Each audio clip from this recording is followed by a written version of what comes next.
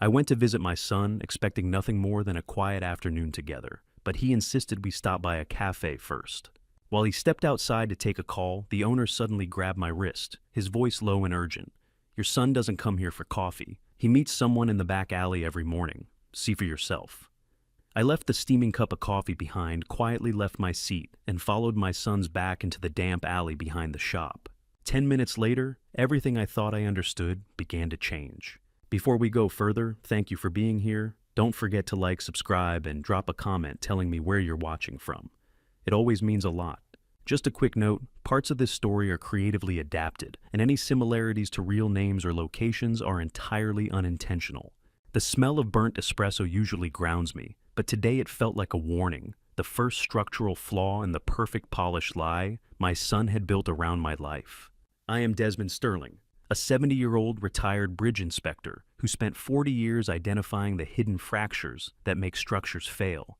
I never expected the most dangerous crack to be in my own son's heart. I sat at the far end of the counter at the Rusty Bean, my fingers tracing the deep, honest grain of the mahogany bar.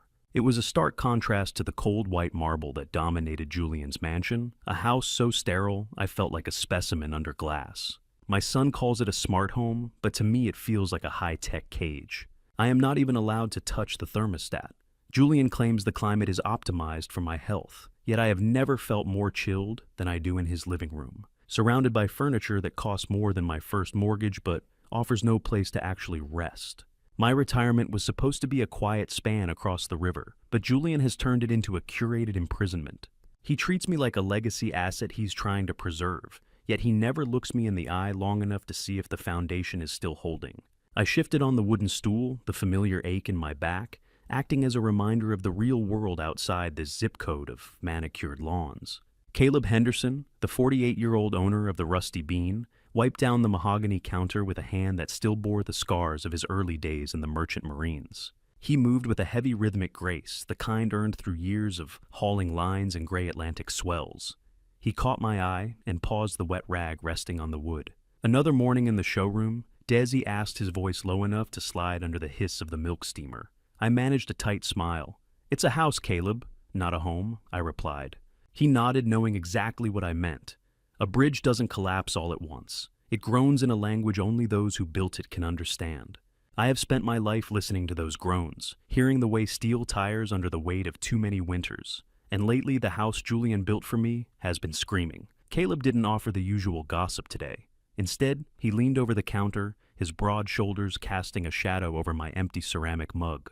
There was a tension in his jaw I hadn't seen before, a nervous energy that felt out of place in a shop that usually breathed with the slow tempo of a Saturday morning. He pulled the carafe from the machine and refilled my cup, but his eyes were darting toward the front window, watching the street as if he expected a storm to break. "Desmond, your son. He's not just on a business call out there," Caleb whispered, his voice barely audible over the hum of the grinder. I felt a cold prickle at the base of my neck. "He's been coming here every morning for a week, but he never stays for the coffee. He meets a man in the back alley, a man who looks like a walking funeral, expensive black suit, eyes like flint." Caleb leaned in closer, and I could see the faint sheen of cold sweat on his palms. I heard them yesterday when I was taking out the trash. He's meeting a shark named Thorne. Silas Thorne. They were talking about the Elm Street deed Desmond. Julian was selling the floor right out from under my boots. The name Silas Thorne didn't mean much to me, but the way Caleb said it with a shudder that moved through his entire frame told me everything I needed to know. My house on Elm Street was the only thing I had left that was truly mine. The place where Annette and I had raised Julian, the place where every scratch on the doorframe was a chapter of our history. I sat there, the bitter taste of dregs in the bottom of a ceramic mug coating my tongue. My mind raced, trying to find a structural reason why my son would be discussing my home with a man like Thorne. Caleb reached out his scarred hand, briefly covering mine. "My mother never forgot what Annette did," he said, his voice thick with a sudden gravity. "When the Merchant Marines sent me home, with nothing but scars, it was your wife who kept my family afloat. She brought over groceries when we were too proud to ask. She paid for my daughter's medicine and told us it was a loan she never intended to collect. Neither did I forget Des. That's why I'm telling you this. Thorne doesn't negotiate. He liquidates. He's a scavenger who picks over the remains of men who have lost their way. And right now, Julian looks like he's wandering in the dark. I looked at Caleb and saw the debt of gratitude written in the lines around his eyes. It was a humbling moment. Have you ever looked at your own blood and realized you didn't recognize the DNA? I stared at the reflection in my coffee, wondering how the boy I taught to respect the strength of a well-placed beam had become a man who traded in shadows. Caleb pulled back his eyes, returning to the back door of the shop. He reached into his apron pocket and produced a folded napkin, sliding it across the mahogany toward me. There was a time scrawled on it in hurried ink. He's meeting him again, right now. In the back, he said.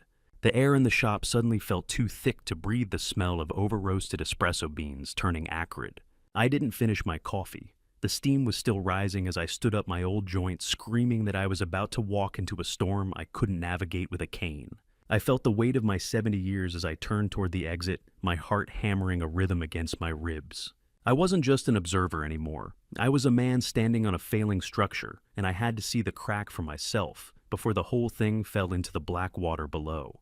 The damp brick of the alley felt like ice against my palms as I pressed myself into the shadows, watching the man I had raised plead with a shark in a slate-gray suit. I had stepped out of the coffee shop with the steam of my abandoned espresso still ghosting in my lungs, my old knees popping with every careful step. The transition from the warm, mahogany-scented interior of the shop to the gray gloom of the alleyway was a shock that cleared my head better than any caffeine ever could. I moved behind a row of rusted green dumpsters that smelled of wet asphalt and rotting trash, a visceral reminder of the filth that usually hides behind polished storefronts.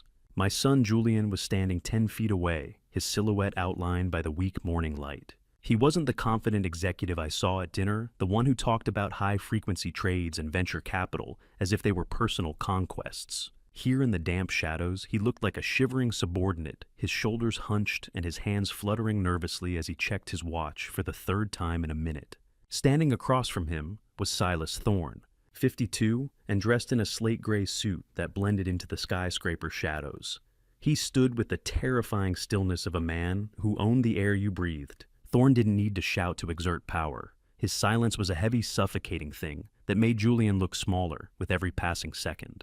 I watched as Silas Thorne leaned forward, the hum of his luxury sedan, idling at the mouth of the alley, providing a low, mechanical growl to the scene.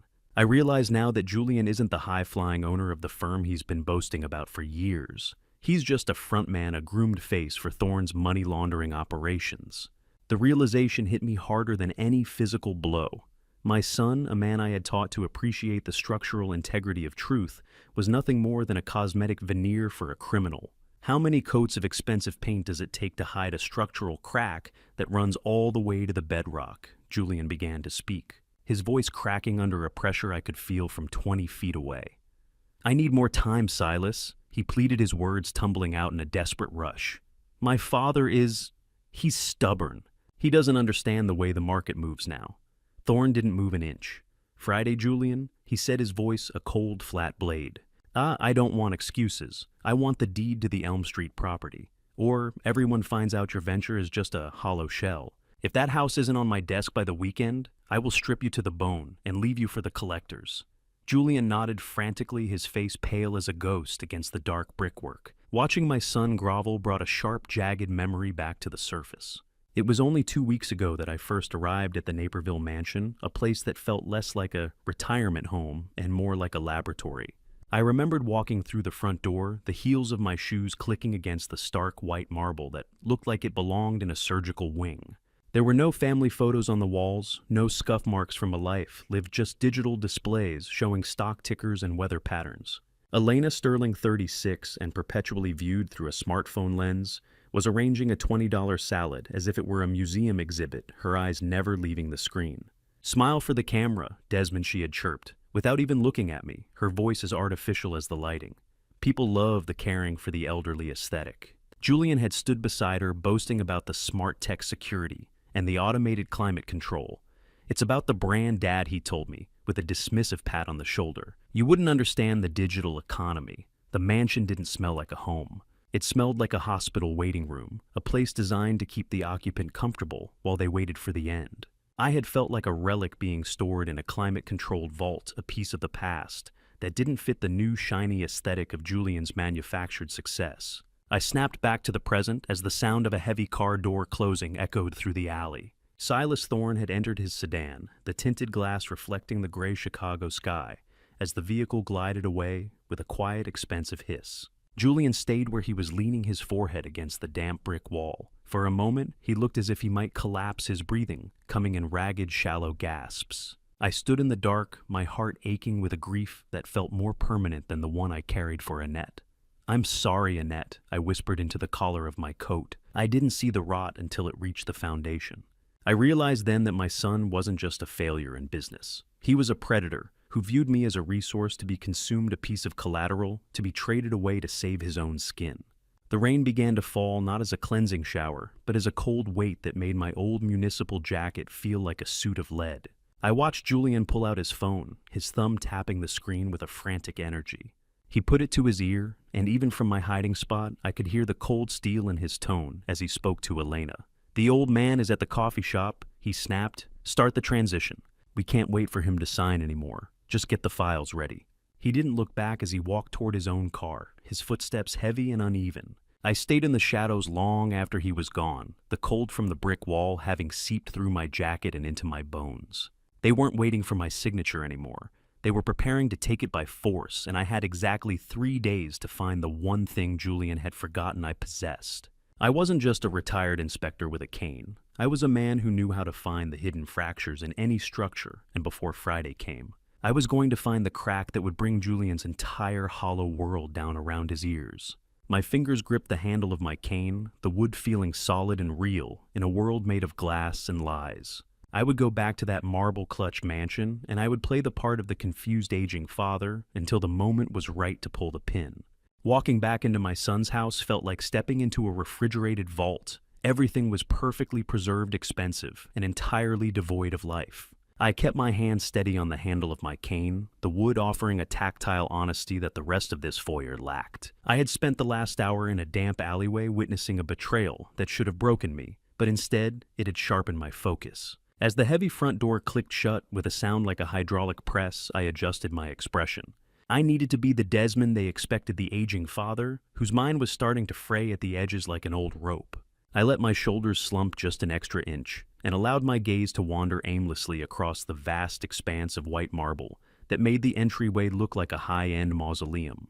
I could feel the invisible eyes of the house on me. This smart home, Julian's pride and joy, was more than just a collection of thermostats and automated lights. I had recently discovered small pinhole lenses embedded in the recessed lighting internal cameras that allowed Elena to monitor my movements under the guise of elder safety.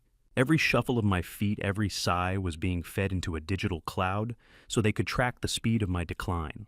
They weren't protecting me. They were measuring the time left until they could take my home without a fight. Elena was in the great room, bathed in the artificial glow of 3 professional-grade ring lights. She was in the middle of a curated organic photo shoot, holding a bundle of kale as if it were a religious relic. "Desmond, you look a bit lost, dear. Perfect. Stand right there in the natural light." She chirped, her voice skipping over me without an ounce of genuine concern. She didn't wait for an answer. She stepped forward, her fingers smelling of expensive unscented candles, and adjusted my collar. She wanted me to look more vulnerable, a slightly disheveled prop, to enhance the aesthetic of her selfless care. "I just went for a walk, Elena. My head... It gets a bit heavy sometimes," I murmured, trailing off into a vacant stare. She nodded distractedly, already checking her reflection in the camera lens. "Have you ever looked at a bowl of fruit and realized every piece was made of wax? That is what life in this house has become. Everything looks succulent and ripe for the world to see on a screen, but if you try to take a bite, you find only the cold, hard reality of plastic." I excused myself and shuffled toward the kitchen, making sure to drag my cane slightly across the marble floor, a sound I knew would irritate her polished sensibilities. I entered the kitchen and stood by the island, staring at the stainless steel refrigerator. It was a monolith of cold perfection, its surface devoid of the family photos, grocery lists, or magnets that usually define a home. There was no clutter here, no evidence of a life actually lived. Julian's idea of a kitchen was a laboratory for clean living, filled with artfully arranged vegetables he never touched, and juices that looked like swamp water. "A house is supposed to breathe, Annette. This place just holds its breath," I whispered to the empty air. I thought of the woodshop we had built together at our home on Elm Street. Every scratch on those workbenches told a story of a project completed or a lesson learned. There the wood felt warm because it had absorbed the sweat of our labor. Here the marble felt like a tombstone, sapping the heat from my palms. Julian wasn't my son anymore. He was a broker, and I was the stock he was waiting to liquidate. I watched the digital clock on the oven pulse with a silent, rhythmic green light, counting down the minutes until dinner, when I would have to face the man who had traded my past for a temporary reprieve from his own failures. Julian returned home an hour later, the sound of his electric SUV in the driveway barely a whisper. When he walked into the dining room, the air seemed to thin. His eyes were bloodshot, the whites of them mapped with tiny red veins that betrayed the jittery energy I'd seen in the alleyway. He was trying to play the part of the successful provider, but his movements were jerky, his smiles too wide and too brief.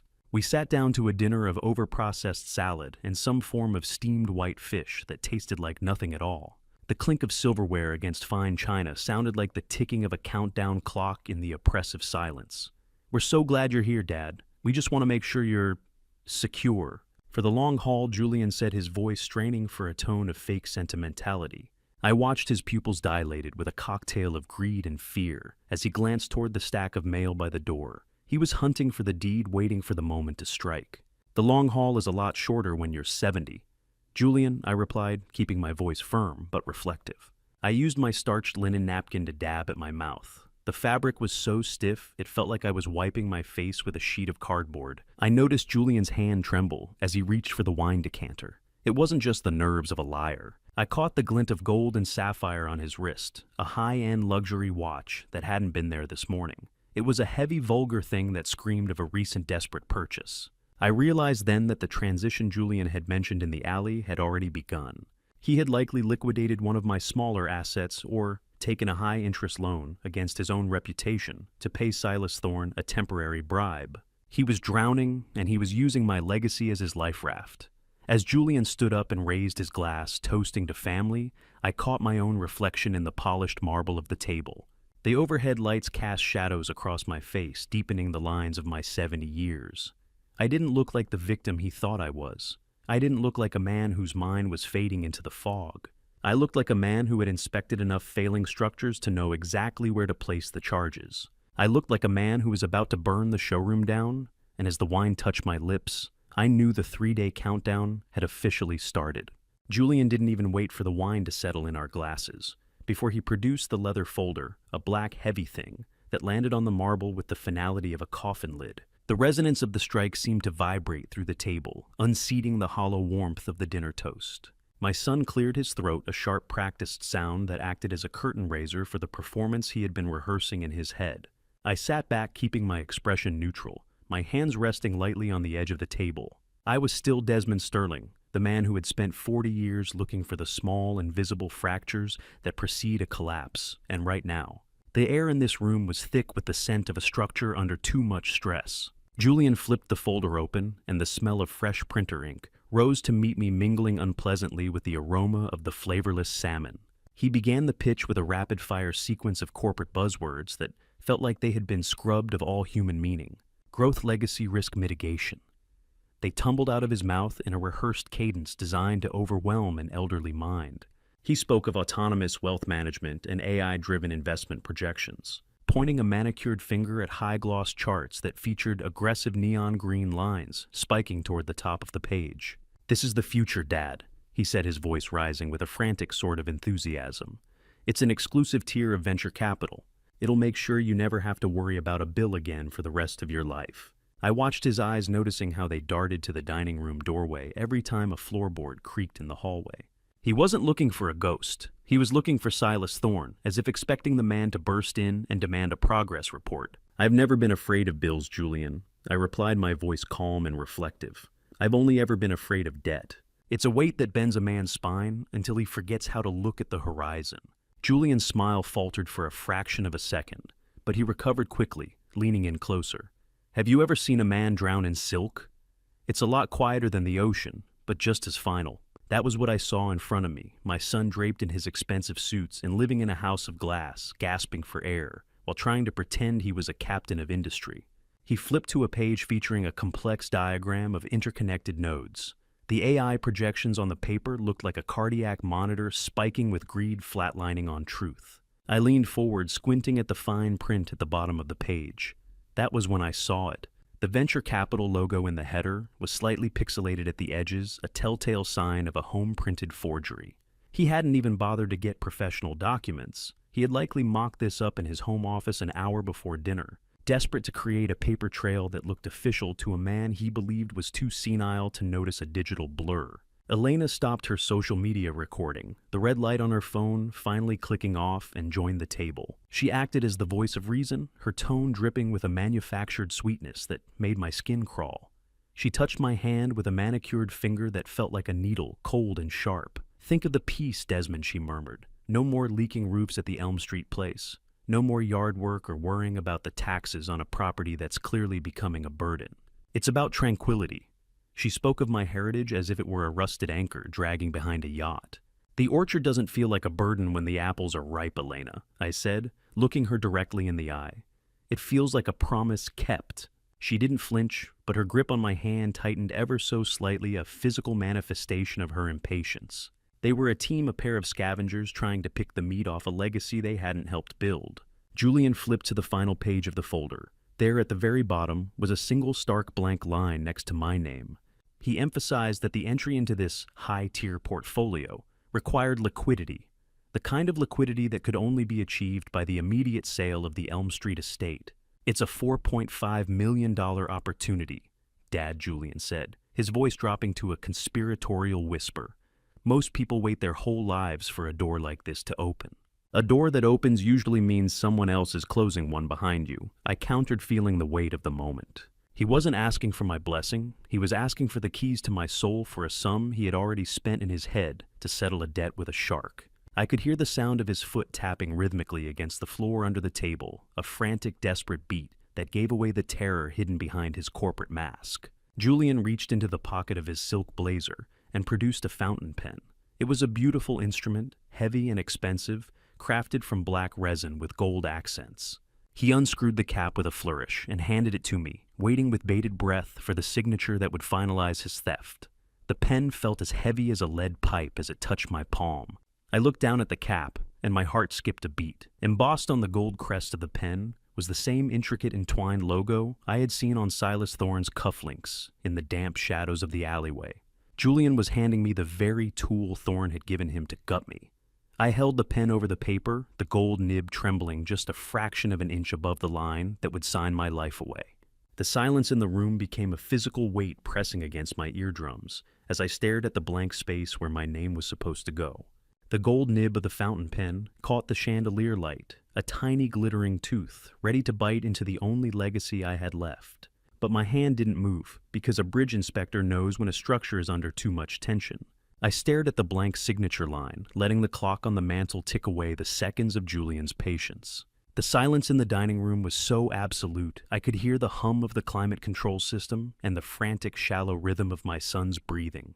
He and Elena were leaning in their shadows, stretching across the forged documents like predatory birds waiting for a carcass to stop twitching.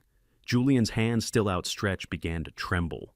I took a slow breath, noticing for the first time that his expensive charcoal gray suit jacket had a small telltale dry cleaning tag from a budget wholesaler tucked near the cuff. It was a pathetic crack in his polished veneer. He was literally wearing his last remaining assets to maintain the lie. He wasn't a mogul. He was a man playing dress-up in a house built of glass and borrowed time.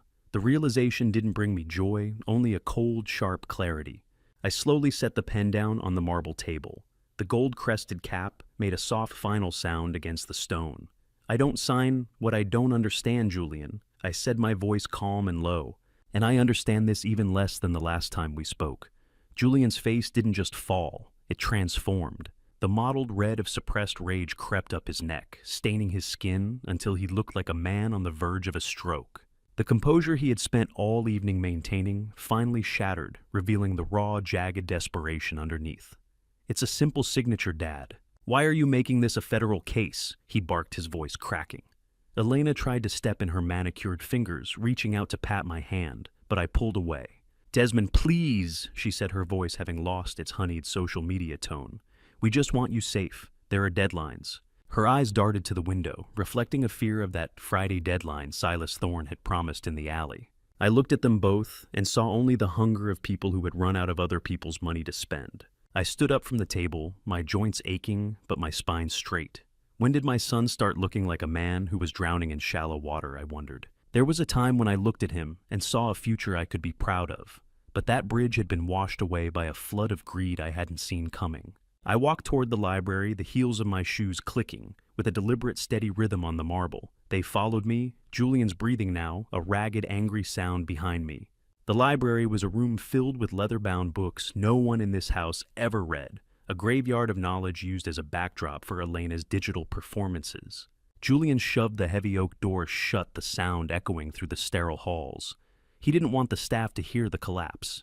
He turned to me, his eyes wide and bloodshot. "Fine," he spat. "If you won't sign the papers, I need the watch. The vintage one. My grandfather's watch. He claimed he needed it for a legacy photo shoot, but I saw the lie before it fully left his lips. He wanted to pawn it to pay a late fee to Thorne. That watch is a tool, not a fashion statement," I said, my voice firm. I felt the cold steel band against my wrist, a weight that had guided my father through 40 years of inspections. "It stays with me." Julian let out a sound that was half laugh, half sob. "You're being selfish, Desmond. That watch is part of the Sterling brand now. It belongs to the estate." The air in the library was thick with the smell of old paper and new lies. I could see the sweat beading on his upper lip. He looked at my wrist with a longing that was almost physical, a man convinced that one more piece of my past could save his hollow future. A metaphor for his entire life, trying to use the strength of the foundation to shore up a roof that was already falling in. I didn't move. I didn't blink.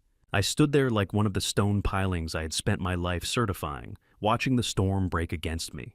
Julian lunged. It wasn't the calculated move of a businessman. It was the desperate scramble of a cornered animal. For a second, the successful son disappeared entirely, leaving only a frantic man clawing at my arm. His fingers, soft and unaccustomed to labor, gripped my sleeve, trying to wrench the watch from my wrist. I felt the adrenaline of decades of manual work surge through me.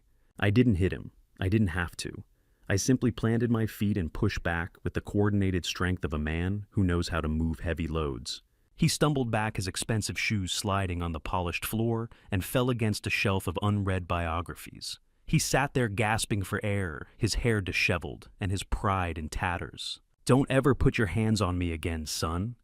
I said the words falling like lead weights into the silence. "I'm the one who taught you how to stand. Don't make me be the one to teach you how to fall." The silence wasn't empty. It was heavy, like the moments before a dam finally gives way. I looked at him and realized the bridge between us was officially out. There was no patching this fracture. I turned and walked out of the library, the sharp click of the door closing behind me, sounding like the final bolt in a coffin. I didn't look back at the man on the floor, but as I reached the shadows of the hallway, I caught a movement out of the corner of my eye. I looked back at the library door and saw the red recording light of Elena's phone vanish into the darkness. And I knew the next trap wouldn't be on paper. It would be in my own head. She hadn't been trying to stop the fight. She had been documenting it, waiting for me to show a flash of temper or a moment of physical strength she could twist into a narrative of elderly instability. They were done trying to convince me. Now they were going to try to erase me. Anger is a structural load I can no longer afford to carry. To survive this house, I have to stop being the inspector and start being the ruin. I retreated to my guest room, my heart hammering against my ribs with a frantic rhythm I had to master. As I closed the door, I realized with a jolt of cold clarity that there was no lock on it. Julian had designed this sanctuary to be entirely transparent, a place where privacy was a luxury I was no longer permitted to possess.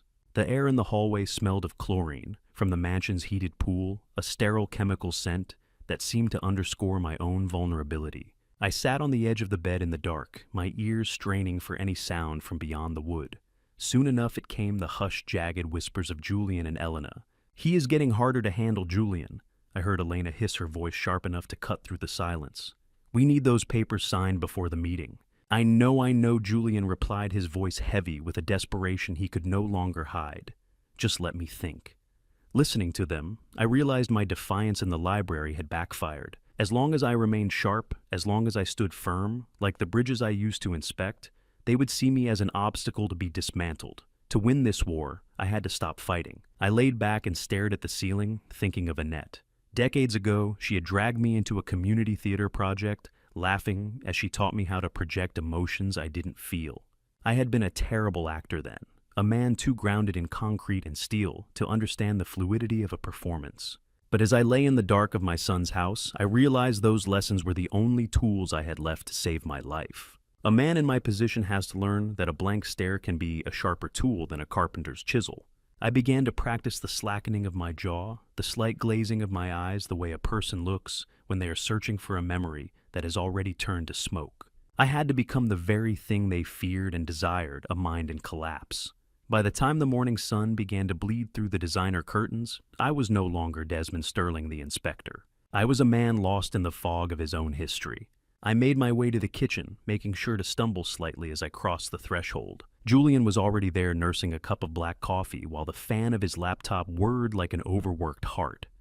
I stood in the center of the room, looking around with a manufactured confusion. "Julian, did your mother say when she'd be back?" I asked, my voice thin and wavering. I wanted her to see the garden. I watched Julian's face. For a heartbeat, there was irritation, the habit of a son who expected better of his father. But then I saw the shift. A flicker of predatory interest ignited in his eyes, a spark of hope that his problems were about to solve themselves. "Dad, Mom has been gone for 8 years, he said, his voice dropping into a tone of mock concern that made my stomach churn. "You know that." I let my hand tremble as I reached for the counter, leaning on the cold marble for support. 8 years, I whispered, rubbing my temples. "No, that can't be right. We were just talking about the harvest." I saw the greed in Julian's eyes bloom like a fungus. To him, my confusion wasn't a tragedy. It was an opportunity. I moved toward the cabinets, opening one, then another, then closing them with a frustrated sigh. "Where are the mugs?" "Julian, I can't find the mugs." I had used those same mugs every morning for 2 weeks, but now I stood before the shelves as if they were a foreign landscape. Elena entered the room, then her eyes widening as Julian gave her a subtle, triumphant nod. She walked over and touched my shoulder, her fingers cold and possessive. "Don't you worry about a thing, Desmond," she said, her voice dripping with artificial sweetness. "We're right here to take care of everything." I looked at her, letting my gaze drift past her shoulder. Is it Tuesday, I thought. For sure it was Tuesday. I asked the question again 10 minutes later, and then once more, as Julian poured me a cup of coffee, adding an overly sweetened artificial creamer that tasted like chemicals. "It's Wednesday, Desmond," Julian said, exchanging a look of shared victory with Elena across the breakfast table. It was the look of two wolves watching a deer begin to limp. They were already celebrating my descent, believing the bridge was finally failing. Have you ever had to mourn your own mind just to keep your soul intact? It is a lonely kind of theater. I sat there sipping the cloying coffee, watching them relax into their overconfidence. They began to speak over me as if I were a piece of furniture, discussing their plans with a sloppy disregard for my presence. As Julian leaned over to comfort me, his hand resting on my arm, with a weight that felt like a shackle, I noticed him reach into his laptop bag. He subtly pulled out a second identical set of papers. He wasn't going to wait for my signature anymore. He had a backup plan, something that would likely involve a doctor's note or a power of attorney, fueled by the very performance I was giving him. My heart hammered, but I kept my face vacant. They thought I was losing my way in the fog of my own memories, but they didn't realize I was the one creating the weather. I was the ruin they wanted, and soon I would be the collapse they never saw coming. The moment the electronic lock on the front door chirped its finality, my spine straightened with a crack that felt like a bridge truss snapping back into place. I stood in the center of the great room, the fog I had so carefully projected over my eyes evaporating instantly. For the last 24 hours, I had played the part of the fading patriarch, a man whose memories were fraying like old hemp rope. They thought I was losing my way in the fog, but they didn't realize I was the one creating the weather. I listened to the steady hum of Julian's electric SUV as it pulled out of the driveway, taking my son and his performative wife toward their next high-stakes deception. Only when the silence of the mansion became absolute did I allow myself to move. I didn't shuffle. I didn't lean on the walls for support. I walked with the silent, measured efficiency of a man who spent 40 years inspecting structural shadows, looking for the cracks that everyone else was too busy to notice. Being perceived as senile has made me essentially invisible in this sterile fortress, and invisibility is a powerful tool for an inspector. Over the last 3 days, while I was supposedly looking for my lost slippers, I had been planting small voice-activated recorders in the decorative alcoves and behind the designer vases. I had 3 bugs running now, capturing the hushed whispers that Julian and Elena thought were private. I confirmed they were gone by checking the smart home app on my tablet, a device I had accidentally learned to navigate while feigning total confusion with the television remote. The house was mine for the next 4 hours. I felt a surge of cold empowerment. "I'm not the one losing my mind, Julian," I whispered to the empty marble-clad air. "I'm just the only one actually using it." My first stop was the office, the heart of Julian's hollow empire. Being a ghost in your own home has its perks. Ghosts can walk through walls of lies. I entered Julian's workspace, a room that smelled of ozone from the server rack and the cloying scent of his expensive cologne. It was a space designed to intimidate, filled with awards for ventures that I now suspected were nothing more than cosmetic shells. Luck was with me. In his haste to meet the Friday deadline imposed by Silas Thorne, Julian had left his secondary laptop open on the heavy mahogany desk, one of the few real pieces of wood he had kept from our old life. The screen was dark, but the power light was blinking like a nervous pulse. I sat in his ergonomic chair, my fingers hovering over the keys. I didn't need a hacker's skill to get in. I knew my son's vanity better than he did. I tried the name of his first dog, a golden retriever he had cried over for a week when he was 10. The password clicked. The desktop materialized a chaotic sprawl of spreadsheets and encrypted folders that Julian clearly thought were beyond my comprehension. I navigated straight to the private browser history, my eyes scanning the URLs with clinical precision. How does a man wake up one day and decide his father's life is just another chip on the poker table? The answer was splayed across the screen in sickening detail. Julian hadn't just made a few bad investments. He was a regular at an offshore site called Veritas Betting. I opened the most recent tab and felt a jolt of horror. The live balance was deep in the red, a digital wound that refused to clot. I scrolled through the transaction history, my breath hitching, as I saw a series of frantic high-stakes losses totaling over $200,000 in just the last 48 hours. Julian wasn't a businessman in a slump. He was a desperate addict trying to gamble his way out of a grave he had already dug. He wasn't trying to build a legacy with the Elm Street property. He was trying to pay off the house's mortgage of blood before Thorne decided to foreclose on his life. The laptop screen glowed with a sickly green light, casting Julian's debts across my face like a toxic shadow. I felt a wave of disgust so potent it made my hands shake. 4.5 million wouldn't save you, Julian, I thought, staring at the scrolling red numbers. You'd just double down on the apocalypse. He was ready to sell the house. Annette and I had built the house where he took his first steps, just to stay at the table for one more losing hand. I began to download the logs to a secure drive, but a notification popped up in the corner of the screen, an email from Silas Thorne. The subject line read, "Final appraisal of the Sterling Trust." My blood turned to ice. I opened it and found a PDF attachment.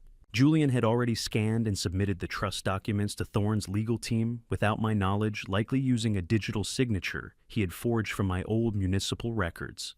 He hadn't even waited for the performance to end before he sold the theater from under me. I stood up, the blue light of the monitor reflecting off my glasses. My eyes felt dry, my heart heavy with the finality of what I had discovered. I wasn't just fighting a greedy son anymore. I was fighting a man who had lost all sense of structural integrity. A man who would let the whole bridge collapse just to see if he could catch a falling coin. I closed the laptop, making sure it looked exactly as he had left it. The clicking sound of the keyboard in the otherwise silent house felt like the last bolts being hammered into a coffin. I needed more than digital evidence. I needed the physical reality of his desperation. As I turned to leave the office, I heard a strange rhythmic rattling sound coming from the kitchen down the hall. It was a small sound, but in the silence of the mansion, it was as loud as a structural groan. I headed toward the kitchen, my mind already calculating the next move, in a game Julian didn't even know I was playing. He thought he was the architect of my demise, but he had forgotten that I was the one who taught him how to read a blueprint. The foundation was rotting, and it was time to see just how deep the decay went. Digital debts are ghosts that haunt a screen, but the physical weight of a final notice is a structural load that no foundation can sustain for long. I closed the laptop in Julian's office, the click of the lid sounding like a gavel, and followed that strange rhythmic rattling into the kitchen. The mansion was too quiet, a sterile vacuum that seemed to amplify every small sound of rot. I found the source in the massive kitchen island, a slab of marble so cold and polished it looked like a mortuary table. One of the deep lower drawers was slightly ajar, and as the central air kicked on, the draft caused a loose stack of papers inside to shiver against the metal sliders. I pulled the drawer open, expecting to find menus or instruction manuals, But instead, I found the graveyard of Julian's success. Shoved to the very back, bound by thick straining rubber bands, was a massive cache of unopened envelopes. "You can polish the marble, Julian, but you can't hide the smell of a fire." I whispered, my fingers hovering over the hull. I reached in and pulled the first bundle out. This was where the truth lived, hidden in the one place an influencer lens or a high society guest would never think to look. I sat on the floor, my back against the cabinetry, and began the grim task of archaeology. A man's life can look like a skyscraper from the street, but the basement always tells you if it's going to stand through the night. The first envelope I opened was a credit card statement with a balance of $52,000, the minimum payment alone more than my monthly pension. I moved to the next a second mortgage notice on this very mansion, 3 months past due, with a threat of foreclosure stamped in a mocking, cheerful purple. I did the math in my head with the practiced precision of an inspector. The interest penalties alone were eating Julian alive, a geometric progression of failure that he was trying to outrun with a limp. Then I found the heavy hitter, a demand from a private lending group for $850,000. $850,000. That's not a loan, that's a ransom. My son wasn't just struggling, he was being liquidated by inches. I felt a cold sweat break across my brow as I realized the scale of the collapse. He had built a life on the edge of a cliff and was now trying to use me as the anchor to stop his fall. How much does a soul cost these days? In Julian's world, it seemed to be exactly $850,000. I dug deeper into the stack, my hands shaking as I found a glossy brochure tucked between 2 past-due utility bills. It was for Shady Oaks Assisted Living.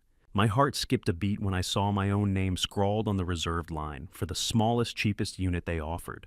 It wasn't just a brochure, it was an intake plan. Julian wasn't planning for my comfort. He was measuring me for a room with a bolted door. The entry twist felt like a physical blow to the solar plexus. He intended to move me into a facility the moment the Elm Street money cleared, ensuring I was out of the way, while he used the remains of my life to patch the holes in his. I stared at the bright artificial smiles of the seniors on the cover, realizing that to my son, I was no longer a father. I was just a deed with a heartbeat, a problematic asset that needed to be managed and then stored. I moved to a smaller bundle of mail, these ones addressed to Elena.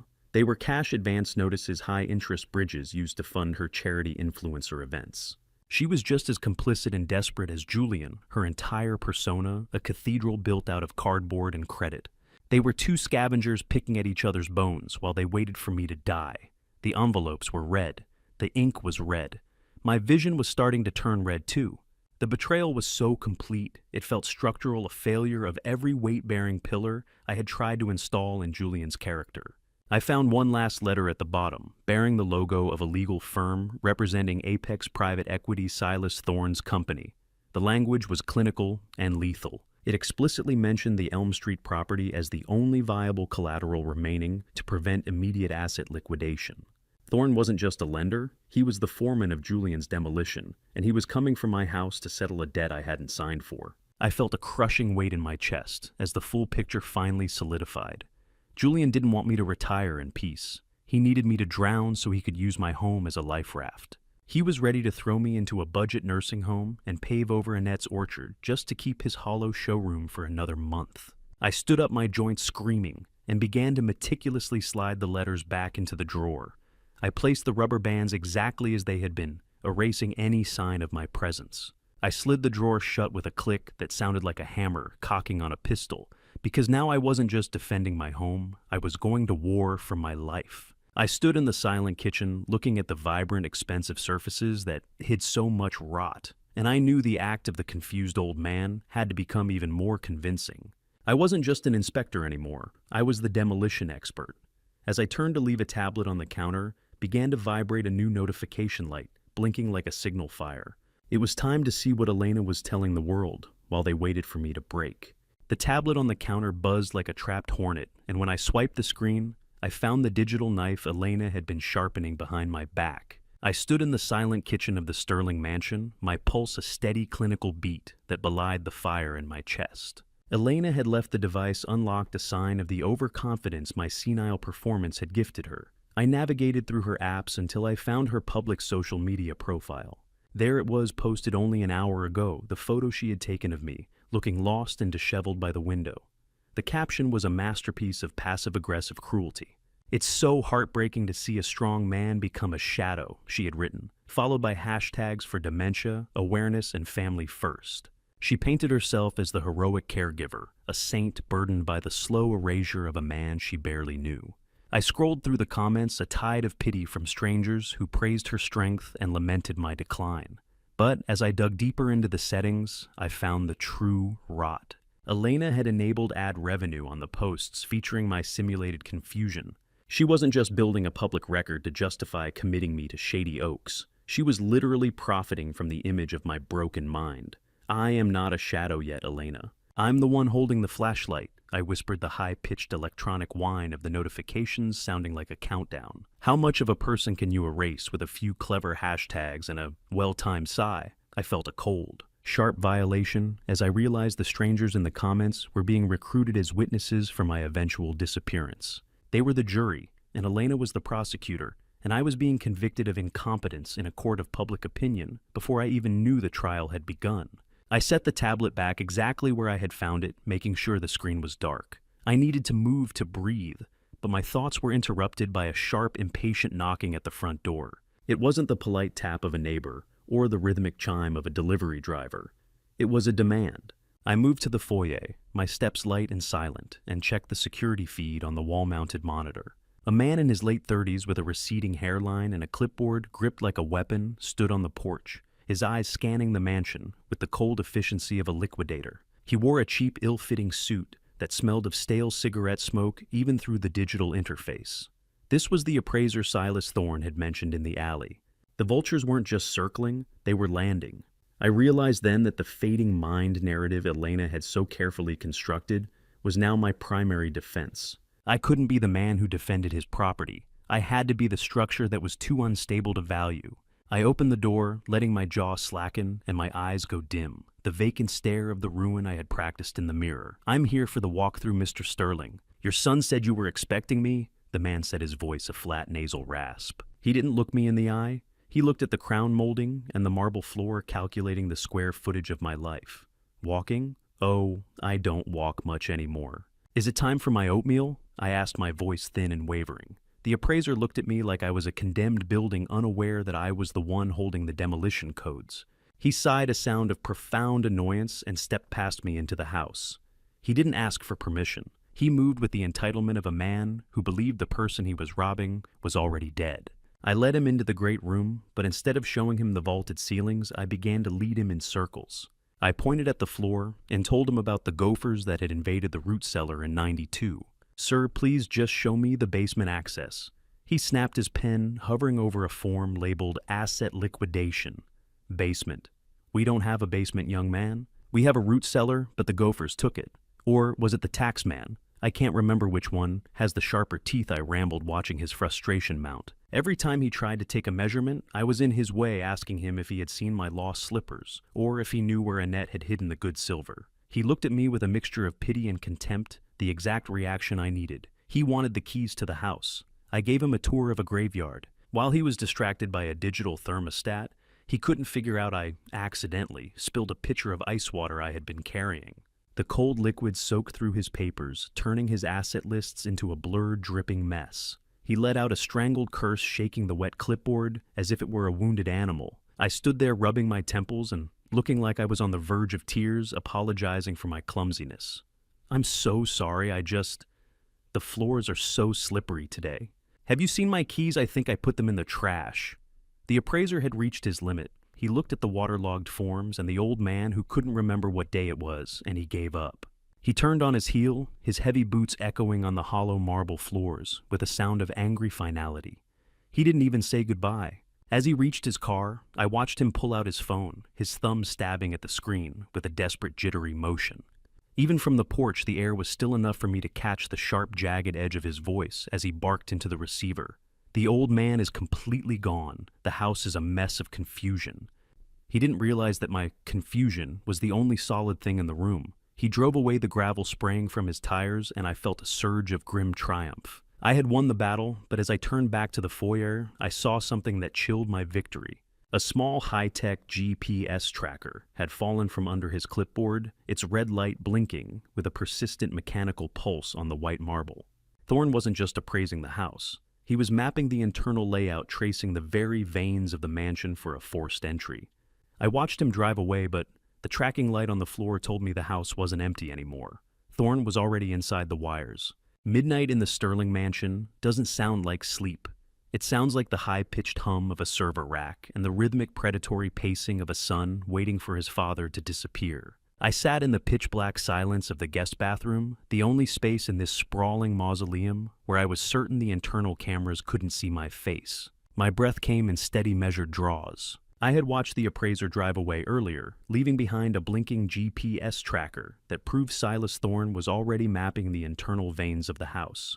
I wasn't just a guest anymore. I was an obstacle in a demolition zone. I reached out and turned the shower dial until a heavy roar of hot water filled the small room. The scent of chlorine and rising steam creating a layer of white noise to baffle the smart home microphones. In the fog, I pulled out my tablet, my fingers moving with a precision that would have shocked Julian. I initiated the encrypted call to Sonia Prescott, 68, and possessing a voice that could silence a courtroom, who looked at me through her reading glasses with the intensity of a hawk even through the digital grain of the screen.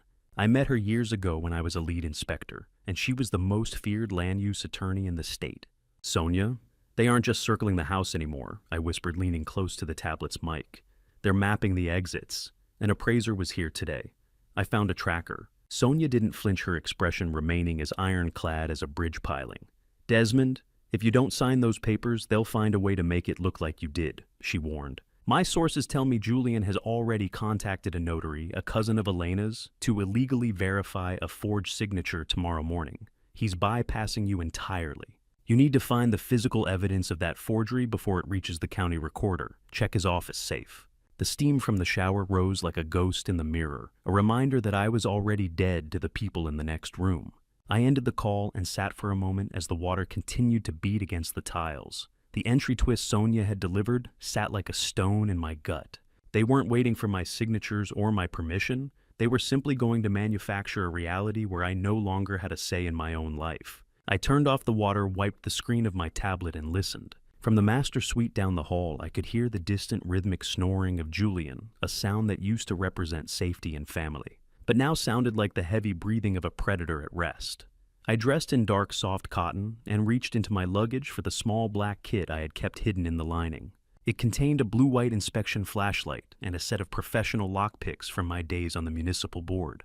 I crept into the hallway, avoiding the pressure-sensitive floorboards near the master suite, with the practiced stealth of a man who knows exactly how a structure groans under a load. The mansion felt different at night, the shadows longer and sharper, the air clinical and cold. When I reached Julian's home office, I found a new hurdle, a sleek biometric lock glowing with a faint mocking blue light. He had upgraded the security since I arrived. You forgot I was the one who taught you that. Shortcuts always lead to a collapse, Julian, I thought. He had focused on the door, but he had forgotten the bones of the house. When does a son stop being a legacy and start being a liability? I looked up at the ceiling, where the ventilation duct offered a structural flaw he had overlooked in his rush for high-tech veneers. I moved a designer chair, climbed with a silent effort that made my old muscles scream, and slid into the crawl space. I emerged inside the office, the room smelling of ozone and expensive leather. I ignored the laptop and went straight for the floor safe hidden beneath the mahogany desk. My hands were steady as I worked the tumblers, the cold, clinical click of the mechanism of familiar language. When the door swung open, I didn't find stacks of cash. I found a manila folder. Inside was a power of attorney document with my own name at the bottom. I stared at the signature. It was a masterpiece of mimicry, capturing the exact tremor of an old man's hand. Beside it lay a practice sheet where Julian had scribbled Desmond Sterling dozens of times, pressing so hard with the pen that the paper was embossed with his desperation. You even practiced the shakiness, I whispered, the blue-white beam of my light cutting through the gloom. You really wanted me to look frail on paper, didn't you?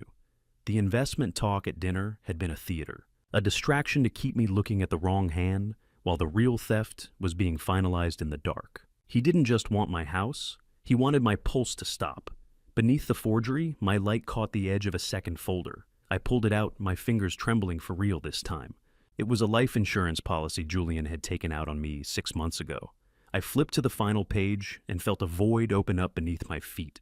There was a double indemnity clause for accidental death, A structural failure of the heart, perhaps, or a fall down the grand marble staircase that Julian was so proud of. The realization was a short, sharp shock that redefined the stakes. This wasn't just a financial liquidation, it was a biological one. I stared at the insurance policy and the forged signature, realizing that my son hadn't just built a cage for my mind, he'd been measuring me for a coffin. I photographed every page with my tablet, my movements cold and clinical now. I was no longer a father looking for a way to save his son. I was an inspector who had found a terminal fracture in the main support. The bridge was going to fall, and I had to make sure I wasn't on it when it went down. I slid the folders back, locked the safe, and retreated through the vent, leaving the office exactly as I had found it. As I climbed back into the guest bathroom, the first light of dawn was beginning to gray the edges of the world. I had exactly 12 hours before the notary arrived, and I knew the only person who could help me now was the one man who still knew how to hunt the sharks that swam in these deep, dark waters. The morning mist in Riverwalk Park tasted like cold iron, a fitting flavor for a man who had just realized his own flesh and blood was betting on his heartbeat to stop. I had left the Sterling mansion before the sun could touch the glass, moving like a shadow through the silent rooms. The discovery of that life insurance policy felt like a terminal diagnosis for my son's morality. I walked toward the far side of the park, my steps firm and intentional. I wasn't just an aging father anymore. I was a man who had identified the fatal flaw in Julian's plan and decided to trigger a controlled demolition of his lies before the roof could collapse on my head. I arrived at the Rusty Bean while the street was still waking up. Caleb Henderson was already there, flipping the metallic clang of the closed sign to open as I approached. He looked at me, and whatever he saw in my face made him pull me inside and lock the door behind us.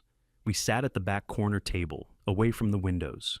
I didn't say a word as I pulled out my phone and swiped through the photos I had taken in Julian's office safe, the forged thus power of attorney. The practice sheets with my trembling signature mimicked dozens of times, and finally, the insurance policy.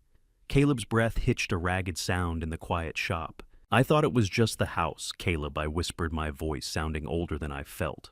But he's measuring the depth of the grave. Caleb's hands trembled with a visible white-knuckled rage as he leaned over the screen. Thorne doesn't leave loose ends. Desmond, he said, his voice a low, dangerous rumble. He leaves settlements. I've been recording his visits here for weeks, keeping a log of the people he meets in the back. He has a history of liquidating families right after policies like this are enacted. It's his signature move, his way of ensuring the debt is collected one way or another. Information is like water. It always finds the cracks in the basement eventually.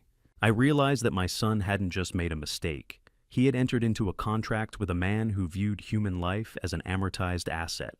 Caleb looked at me, his eyes full of a grim sympathy. "We can't stay here, Des. My mother needs to see you. She's been asking, and after seeing this, she's the only one left who knows the whole story of what your Annette was doing when Thorne first came to town." We left the shop and drove in silence to the Sunnyvale nursing home. The air inside was a thick mixture of floor wax and lavender, a scent that usually signaled the end of things, but today it felt like a library of secrets waiting to be read. Mrs. Henderson, a 90-year-old with white hair as fine as silk and eyes that had seen through the pretenses of 3 generations, sat in her wheelchair with the dignity of a queen in exile. She was positioned in a sun-drenched corner of the garden, watching the dust motes dance in the light. When she saw me, her eyes sharpened with a sudden piercing clarity. "Desmond Sterling," she said, her voice like dry parchment, "you look like you've finally seen the ghost that's been following you." She took my hand, her skin feeling papery and translucent, yet her grip was surprisingly firm. She told me about a time 30 years ago, when Silas Thorne first tried to bulldoze the local community land trust to build a mall. I listened stunned as she revealed that Annette had been the one to organize the legal firewall that stopped him. My wife had built a hidden infrastructure of protection for the neighborhood. A secret she never told me, because she wanted to keep the storm away from my door while I was busy inspecting the city's bridges. How many secrets can one marriage hold before the weight of them pulls the house down? I felt a surge of awe for the woman I had shared a bed with for 40 years, realizing she had been a warrior in the shadows long before I ever had to be. My son didn't just stumble into this. He's been a predator in training for a long time. Mrs. Henderson's eyes narrowed as she looked at me. "Julian came to see me a month ago, Desmond. He was charming at first, asking about the old days, about Annette's papers. He was trying to trick me into telling him where she kept her secret files. He's been hunting that trust for longer than you know. He knows the house on Elm Street is the only thing standing between him and Thorne's debt, and he's willing to burn down his mother's heart just to settle his tab. She leaned in closer, her face inches from mine. That orchard Annette planted wasn't just land, Desmond, it was a promise. Don't let that boy turn it into a high-rise. You fight like a Sterling. Use that wisdom you've gathered over 70 years. You take the match right out of his hand before he can strike it. I sat there in the morning sun, the bitter earthy taste of the dregs of the coffee Caleb had brought earlier, lingering on my tongue. The inspiration I felt was tempered by a cold, hard resolution. I wasn't just defending a piece of property, I was defending the soul of my wife's legacy and my own right to keep breathing. Mrs. Henderson watched me, a small, knowing smile on her lips, as she saw the iron return to my spine. I realized then that the war for Elm Street hadn't started a week ago.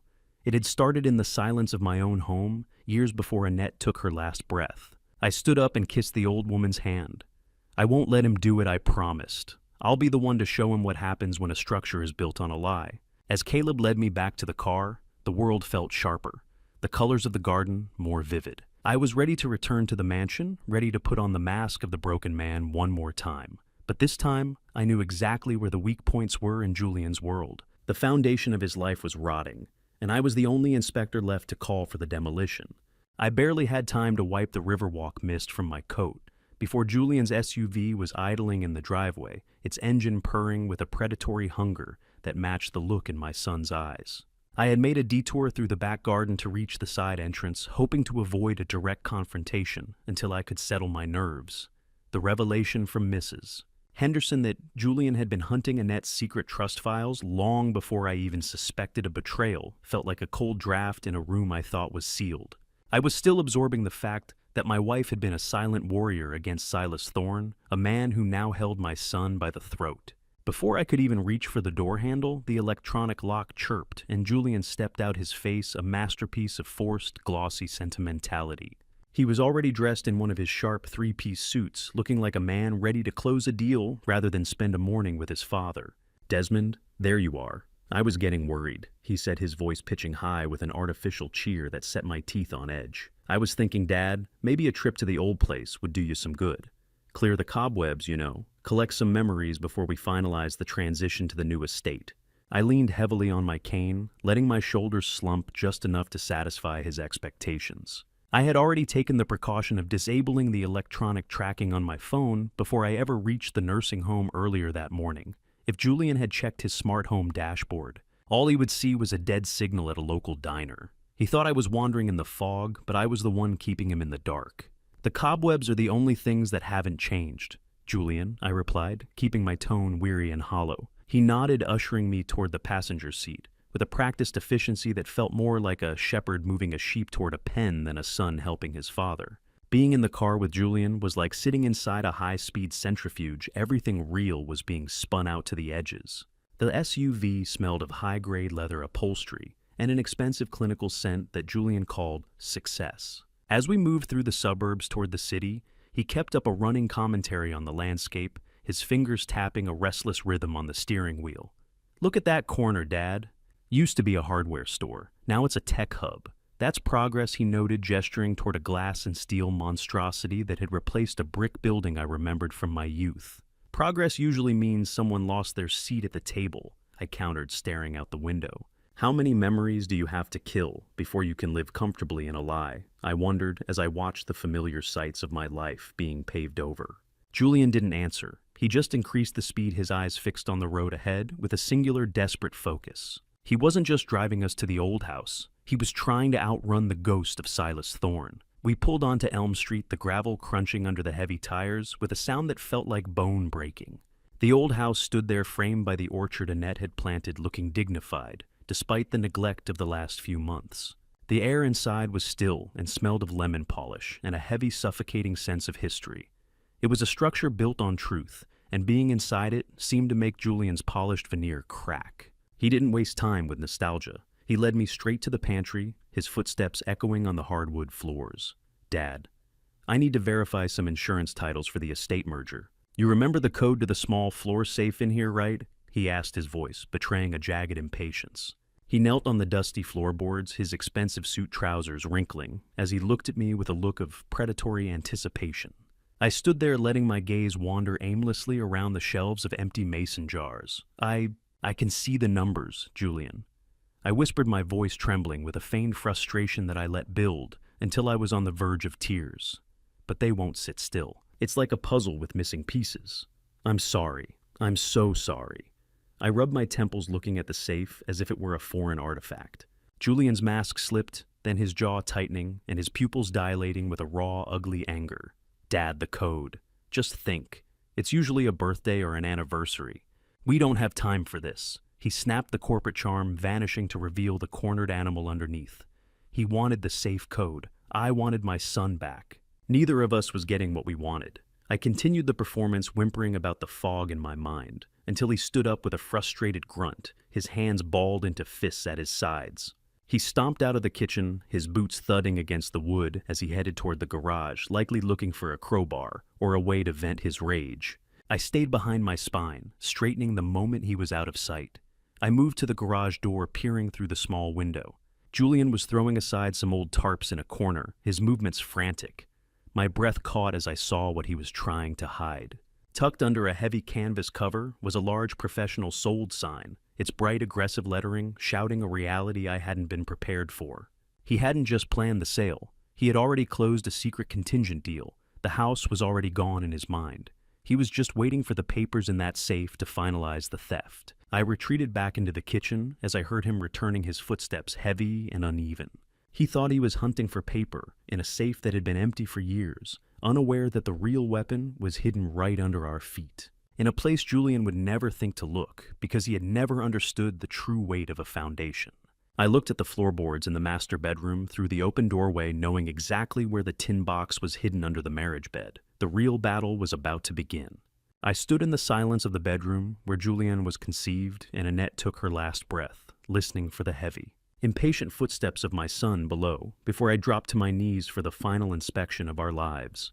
The air in this room was thick with the scent of cedar and the slow, inevitable creep of dry rot, a reminder that even the strongest structures eventually yield to time. Julian was still in the kitchen, likely cursing the empty floor safe that had been nothing but a diversion for the last 10 years. I moved toward the bed, my old joints groaning in sympathy with the floorboards. Our marriage bed was a heavy oak beast, a piece of furniture meant to last generations. I reached under the frame, my fingers searching for the specific floorboard Annette had pointed out during those final lucid weeks when she was setting the legal firewall for our family's future. My calloused fingertips caught on a slight protrusion. With a grunt of effort, I pried the board loose. There, it was a battered tin box. The metallic rasp as I slid it across the floor sounded like a scream in the quiet room. I wiped away a fine layer of dust and time, my heart hammering against my ribs. Inside, tucked beneath a stack of her grandmother's old yellowed recipe cards, lay a manila folder labeled Heritage Trust. The parchment felt thick and ancient against my skin, but the ink was bold. The words, Irrevocable and Community Land Trust, shone like gold in the dim light of the bedroom. I had spent 40 years certifying the safety of the city's infrastructure, but this was the only document that truly mattered now. It was the failsafe Annette had designed to ensure that 14 Elm Street would never become a chip on a gambler's table. I flipped through the pages and my breath hitched. The trust documents felt like a structural reinforcement, a steel beam I was carrying inside my chest to keep my heart from collapsing. Beneath the legal jargon, Annette had left a second gift, a meticulously detailed ledger. It was a list of every bribe Julian had ever taken from Silas Thorne, every back alley agreement and kickback he had accepted while my wife was still alive. She had been watching him fall for years, logging the rot in our son's character with the same precision I use for rusted bolts. My son wasn't just in debt. He was a career criminal in the making. The weight of the folder became almost unbearable, a physical manifestation of a mother's broken heart and a wife's final protective instinct. Yet you were always the architect of our safety. Annette, I whispered, my eyes stinging with a sudden sharp grief that tasted like copper. I heard the heavy thud of Julian's boots on the stairs. He was coming, his frustration radiating through the house like a thermal leak. I didn't have time to put the box back properly. I shoved the Heritage Trust folder under my shirt, the cold crinkle of the parchment against my skin, feeling like a secret armor. I left the tin box open on the bed, scattering the recipe cards and a few old tax returns on top as a decoy. I moved with a speed that defied my 70 years, slipping out the back door of the bedroom and onto the balcony just as Julian burst through the hall door. I didn't look back. I climbed down the external stairs structures I had reinforced myself 5 years ago and disappeared into the heritage orchard. Julian looked at the trees and saw lumber. I looked at the trees and saw my wife's soul. The orchard was heavy with the scent of overripe apples, a cloying, sticky sweetness that felt like a funeral shroud. I found the hollow in the oldest apple tree, the one Julian and I had planted together when he was only 5 years old. It was a gnarled, stubborn thing that refused to die. I stashed the tin box deep in the cavity, covering it with moss and loose bark. I knew Julian's arrogance would never let him look at something he considered worthless. To him, this orchard was just a hurdle for a bulldozer. To me, it was a vault. I straightened my shirt, feeling the sharp corners of the trust folder pressing against my ribs, and walked toward the center of the grove. "Just taking in the air, Julian. The trees are looking thirsty," I said when he finally found me, my voice wavering with a carefully practiced tremor. He was fuming, his expensive silk tie loosened, and his face a mask of jagged, ugly impatience. "We don't have time for the trees, Dad." He snapped the corporate veneer, finally stripped away to reveal the predator underneath.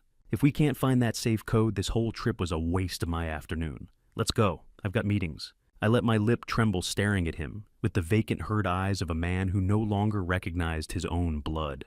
"I'm just a tired old man, Julian. I've got nothing left for you." I started to weep softly, a performance that felt increasingly like the truth. How do you tell your son that his inheritance isn't a house, but a hard-learned lesson in integrity? Julian let out a sound of pure disgust. "Clearly. Let's get out of here. This place smells like failure." He grabbed my arm, his grip hard and dismissive, and marched me toward the SUV. The engine was already idling impatiently, the vibration felt through the gravel. I sat in the passenger seat, the leather feeling cold and clinical, and allowed myself to be ushered away from the only home I ever loved. Julian didn't speak a word as he reversed out of the driveway, his jaw locked in a silent fury.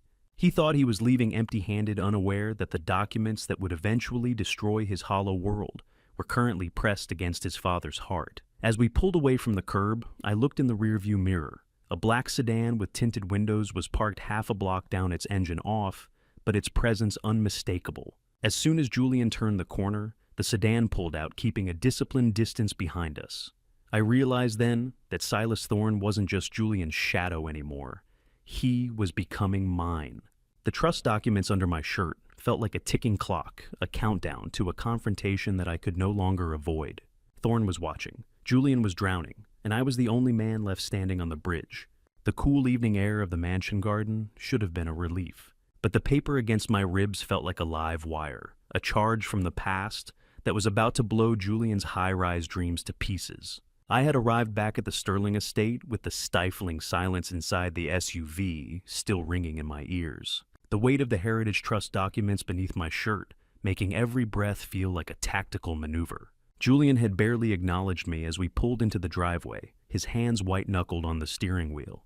He was drowning in his own desperation, oblivious to the fact that I was carrying the very anchor that would either save our family's honor or drag his house of cards into the abyss. I moved with a practiced, weary shuffle toward the side gate, feigning a need for fresh air to settle my nerves. Once I was deep enough in the manicured greenery, I veered away from the paved paths, heading for the far corner of the garden, where a thicket of overgrown hedges offered a sanctuary from the prying electronic eyes of the mansion's smart cameras. I pulled out my phone, my fingers steady despite the chill. I needed validation. I needed to know that the steel I was carrying was real. I dialed the encrypted line for Sonia Prescott, and she picked up on the second ring. "Sonia, tell me this is real," I whispered, my voice barely a thread in the wind. "Tell me Annette did what I think she did." I began to read the specific clauses from the documents I had retrieved from under our marriage bed, my heart hammering a rhythm that only an inspector knows the sound of a structure finally making sense. Sonia's voice sharpened into a blade on the other end of the line. "It's ironclad, Desmond," she confirmed. "The trust was registered nearly a decade ago. It effectively makes Julian a trespasser on his own inheritance. The house at 14 Elm Street is no longer his to sell. It hasn't been for 8 years. A wave of relief washed over me, so potent I had to lean against a stone bird bath for support. The trust wasn't just a document, It was a bridge Annette built over a river of greed she knew was coming. My wife had seen the cracks in our son before I ever dared to look at them. While still on the phone with Sonia, I caught a movement through the glass terrace doors of the great room. Elena was there, bathed in the harsh artificial glow of her professional ring lights. She was staging a charity donation photo shoot. Surrounded by empty designer boxes and a handful of hired volunteers, she was directing with the cold, rhythmic efficiency of a drill sergeant. "Hold the box higher. I need the light to hit the logo," I heard her muffled command. "Authentic empathy, people. Let's go." I watched the performance with a mounting sense of contempt. "She was building a cathedral out of cardboard, Sonia," I murmured into the phone. The contrast was staggering. Elena was selling a lie of generosity to thousands of strangers, while I held the truth of a real community legacy in my hands. How many likes is a family's dignity worth in the currency of Elena's digital world? I realized then that they weren't just taking my house. They were trying to replace the honest stone and timber of our lives with a hollow plastic veneer that would never hold a load. Sonia's tone shifted, becoming clinical and urgent. "Desmond, there's something else. My sources indicate Julian has likely already promised that title to Silas Thorne as collateral for his gambling debts. If he signs a deed now, even a fraudulent one, the land trust will sue, but the property could be tied up in litigation for years. Thorne will bleed the estate dry while the lawyers argue." I felt the poison pill clause I had just read under the bed frame burn in my mind. If any heir attempts to commit the other parent to an institution, their entire remaining inheritance is immediately forfeited to the state. Annette had seen everything. "I don't want a court case, Sonia," I said, my voice hardening into the firm resolve of an inspector calling for an emergency demolition. "I want a reckoning." "Then you have to sign Desmond," she replied. "You have to lead them into the right room. You have to sign the wrong paper in the right place to trigger the federal trap." I understood. I wasn't going to block the sale. I was going to let Julian and Thorne walk right onto the bridge before I pulled the pins. The card tower was wobbling. I just needed to breathe on it. I looked back toward the terrace glass, the rhythmic click flash of Elena's camera reflecting off the panes like a low-frequency warning. I adjusted the folder against my skin, the sharp edges of the manila parchment, a constant reminder of the stakes. I was about to walk into a den of vipers, and for the first time in my life, I wasn't afraid of the bite. I had the blueprints for their destruction. I was about to hang up when I caught a flicker of movement in the reflection of the terrace glass. My breath hitched. Above the terrace on the master balcony, a figure was standing in the shadows. It was Julian. He was looking down into the garden, his silhouette framed by the cold overhead glare of the security lights. He wasn't moving. He was staring directly toward the thicket where I was hiding. The suspicion on his face was a physical weight, intense and frozen. I looked up and met Julian's gaze. His shadow stretched across the lawn like a stain, and for the first time he wasn't looking at a senile old man. He was looking at an enemy. The static, heavy hum of the phone line was the only sound in the sudden, terrifying silence of the garden. He knew I was hiding something. The inspection was over, and the collapse was beginning. Julian's stare from the balcony didn't just feel cold. It felt like a structural stress test, a silent demand to know exactly how much of the bridge I was still holding up. I quickly tucked the tablet away, the metal edges biting into my hip, and forced my spine to curve into the familiar, defeated arch of a man whose mind was supposed to be drifting. I shuffled back into the house, deliberately letting my feet drag across the stone tiles as I passed beneath him. My heart was a hammer in my chest, yet I kept my face as blank as a fresh pour of concrete. As I crossed the threshold into the hallway, Julian was already there, having descended the stairs, with a predatory speed that set my teeth on edge. "Who are you talking to out there?" "Dad!" I saw the glow of a screen, he said, his voice dripping with a new, sharper edge of suspicion that I hadn't heard before. I stopped blinking slowly, letting my eyes glaze over, as if searching for a thought that had already dissolved. "Just looking for the evening stars, Julian. Has Mr. Henderson brought over the mail?" Yet I asked, my voice thin and wavering. Julian's jaw tightened, his eyes scanning me for any sign of a fracture in my performance. "Mr. Henderson has been dead for 5 years, Dad. Go to bed." I let out a long, weary sigh and nodded, playing the part of the confused father, until I was safely behind my bedroom door. I sat on the edge of the bed in the dark, waiting for the house to go silent. I realized then that Julian didn't just see me in the garden. He had installed a high-frequency motion sensor that I had tripped, revealing that my supposed blind spots were no longer safe. The mask was getting heavy, but Julian's conscience was non-existent. I had to move deeper into the structure of his lies if I wanted to survive. Late that night, long after the rhythmic silence of the mansion had settled, I pulled out the tablet. I used my technical knowledge to access an old encrypted cloud backup. Julian had long forgotten one synced from his college laptop years ago. He was sloppy back then, leaving breadcrumbs of his greed that he thought time had buried. I bypassed the security using the date of Annette's first surgery as the key. It was the only date that had ever truly broken us, and I knew Julian would use it not out of love, but because it was a moment of profound weakness he could never forget. The screen flickered to life, revealing a hidden folder titled Emergency Reserves. Data is the one thing in this world that never forgets a sin, and Julian had left a digital bloodbath. I began to scroll through banking records from 8 years ago during the height of Annette's cancer battle. My eyes burned from the blue light, but I couldn't stop. I found the ledger for the Annette Sterling Medical Trust, the fund we had built to ensure she had access to the best specialists in the country. I remember the day the hospital told us the fund was empty, forcing me to take out the second mortgage that Julian was now trying to leverage into a high-rise. I had always blamed the rising cost of healthcare, but the digital ledger told a much darker story. Julian had been siphoning thousands of dollars from that fund to cover his first failed venture capital bets. He had literally stolen the money intended for his mother's life-saving treatments, watching her fade while he tried to play the market with her survival. The cold rage I felt before turned into a singular lethal resolve. He hadn't just failed us. He had preyed on her while she was at her most vulnerable. Let me tell you something about structural failure. It always starts at the point of greatest greed. What would you do if you realized the person you loved most had been murdered by inches by the person you gave life to? I stared at the red withdrawal columns, each one representing a day of pain Annette had to endure because the money for her comfort was being gambled away in a Chicago high-rise. Julian had drafted a statement of incompetence for the hospital 8 years ago, attempting to seize total control even then, but Annette had blocked it. She knew. She had seen the rot in him before he ever mastered the art of the expensive suit. She didn't tell me to protect me, but now the truth was laid bare in the clinical glow of the screen. I wasn't just an inspector anymore. I was a witness to a crime that transcended money. The motive for the murder Julian hadn't committed yet was right there in my hands, written in the cold language of debits and credits. I closed the tablet, the blue light of the screen burning in my retinas like a brand. My fingernails dug into my palms, the pain a grounding wire for the fury that threatened to consume me.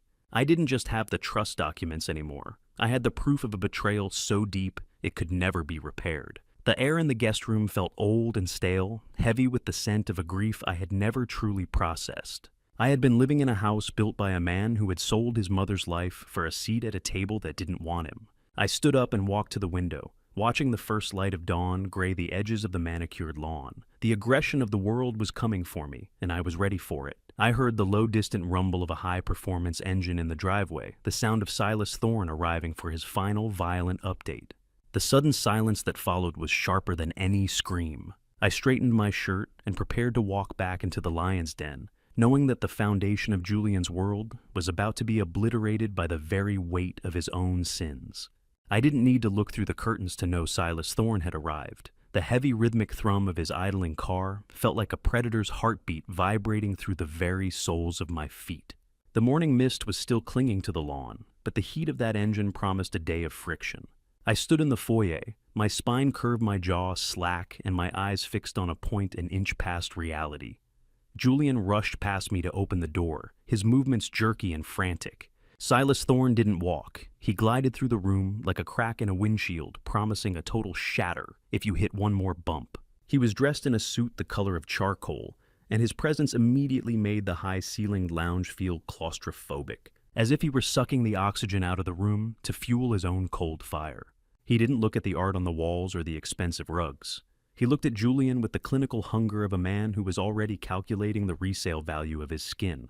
"Julian, I don't trade in almost, and soon," Thorne said, his voice a low, gravelly rasp. "I trade in titles.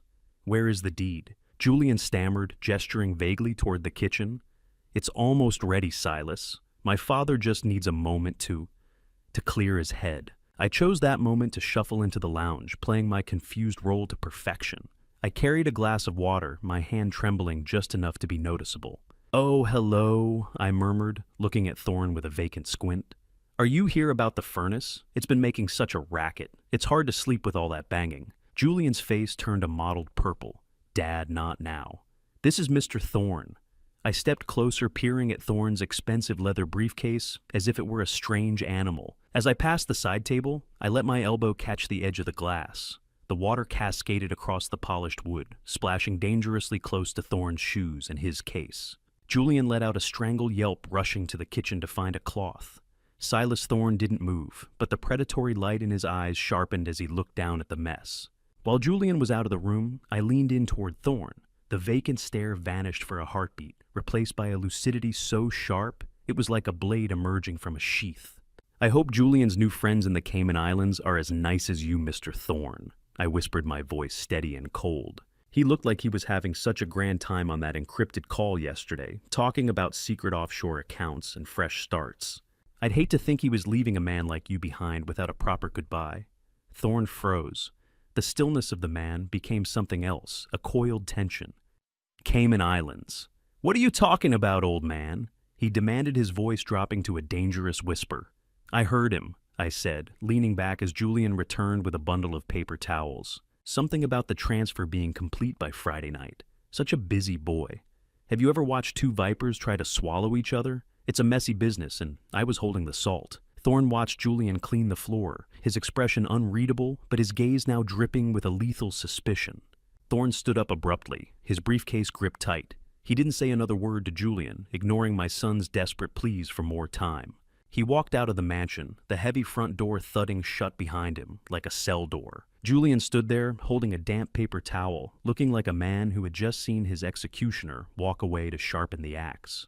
Before I uncover the next layer of this betrayal and show you the evidence I found hidden in that drawer, I need to know who is still standing here with me in the trenches. If you are still listening, if you are still riding with me, please drop a 75 in the comments right now to show your support for a father's fight for dignity.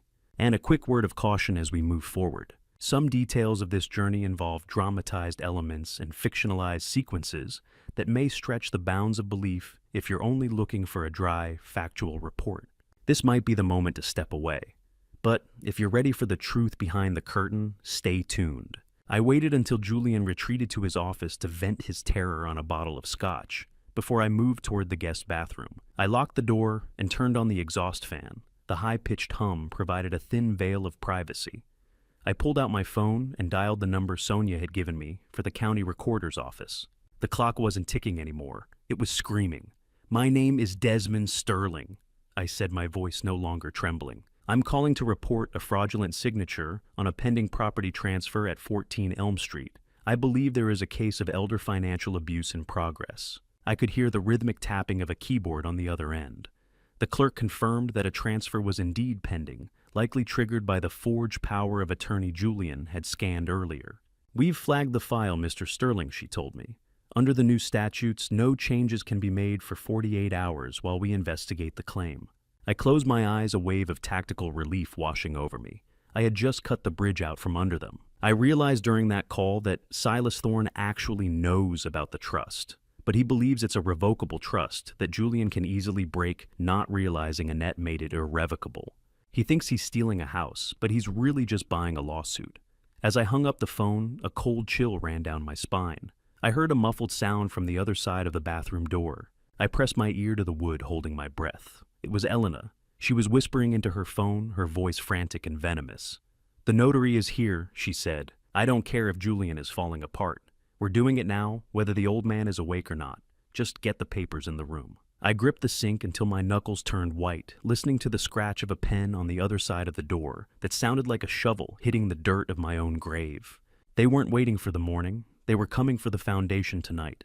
The lock on the bathroom door rattled not with the force of a break-in, but with the steady rhythmic insistence of a vulture waiting for a heartbeat to stop. I stayed perfectly still, my hand still hovering over the faucet I had turned off seconds ago.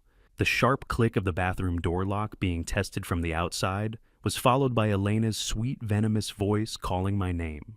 "Desmond, are you all right in there? We have some guests who would love to see you." She cooed her tone, carrying that artificial warmth she saved for her followers. I took a breath, letting my shoulders slump, and my expression go vacant before I turned the handle. She was waiting in the shadows of the hallway, her smartphone clutched in one hand like a talisman. I noticed she had already begun packing her real jewelry into a hidden leather suitcase tucked behind the linen closet door. She was planning to flee the country the moment the house sale cleared, leaving Julian to face Thorne's wrath alone. She pulled me into the narrow space of the linen closet hallway, her scent of overly strong, expensive perfume cloying in the cramped quarters. "Julian is a sinking ship, Desmond. You and I, we can be the lifeboats," she whispered, dropping the mask entirely. She offered to hide me or lose the forged documents in exchange for a direct cash payout from the trust. "You'd sell your own husband for a designer luggage set, wouldn't you, Elena?" I asked, keeping my voice low. She didn't deny it. She just smiled, a look that proved she was ready to devour her own family to stay afloat.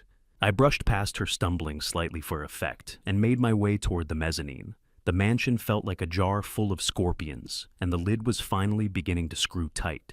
Below me in the home office, Silas Thorne had returned unexpectedly. He had bypassed the security system with a code Julian had clearly provided in a fit of terror.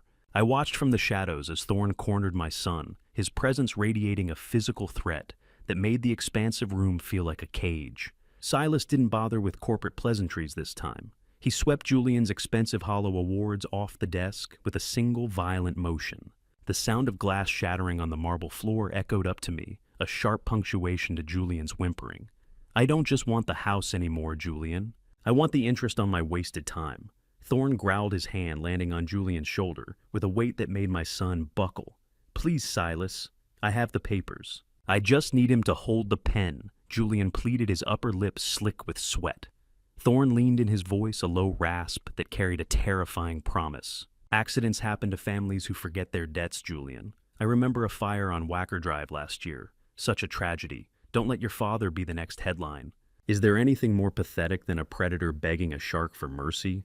I realized then that the structural integrity of my son's life wasn't just compromised. It was non-existent. I chose that moment to stumble into the office, feigning a sudden burst of lucidity and terror. I began to weep, my hands trembling as I pointed at the broken glass. "I'll sign it.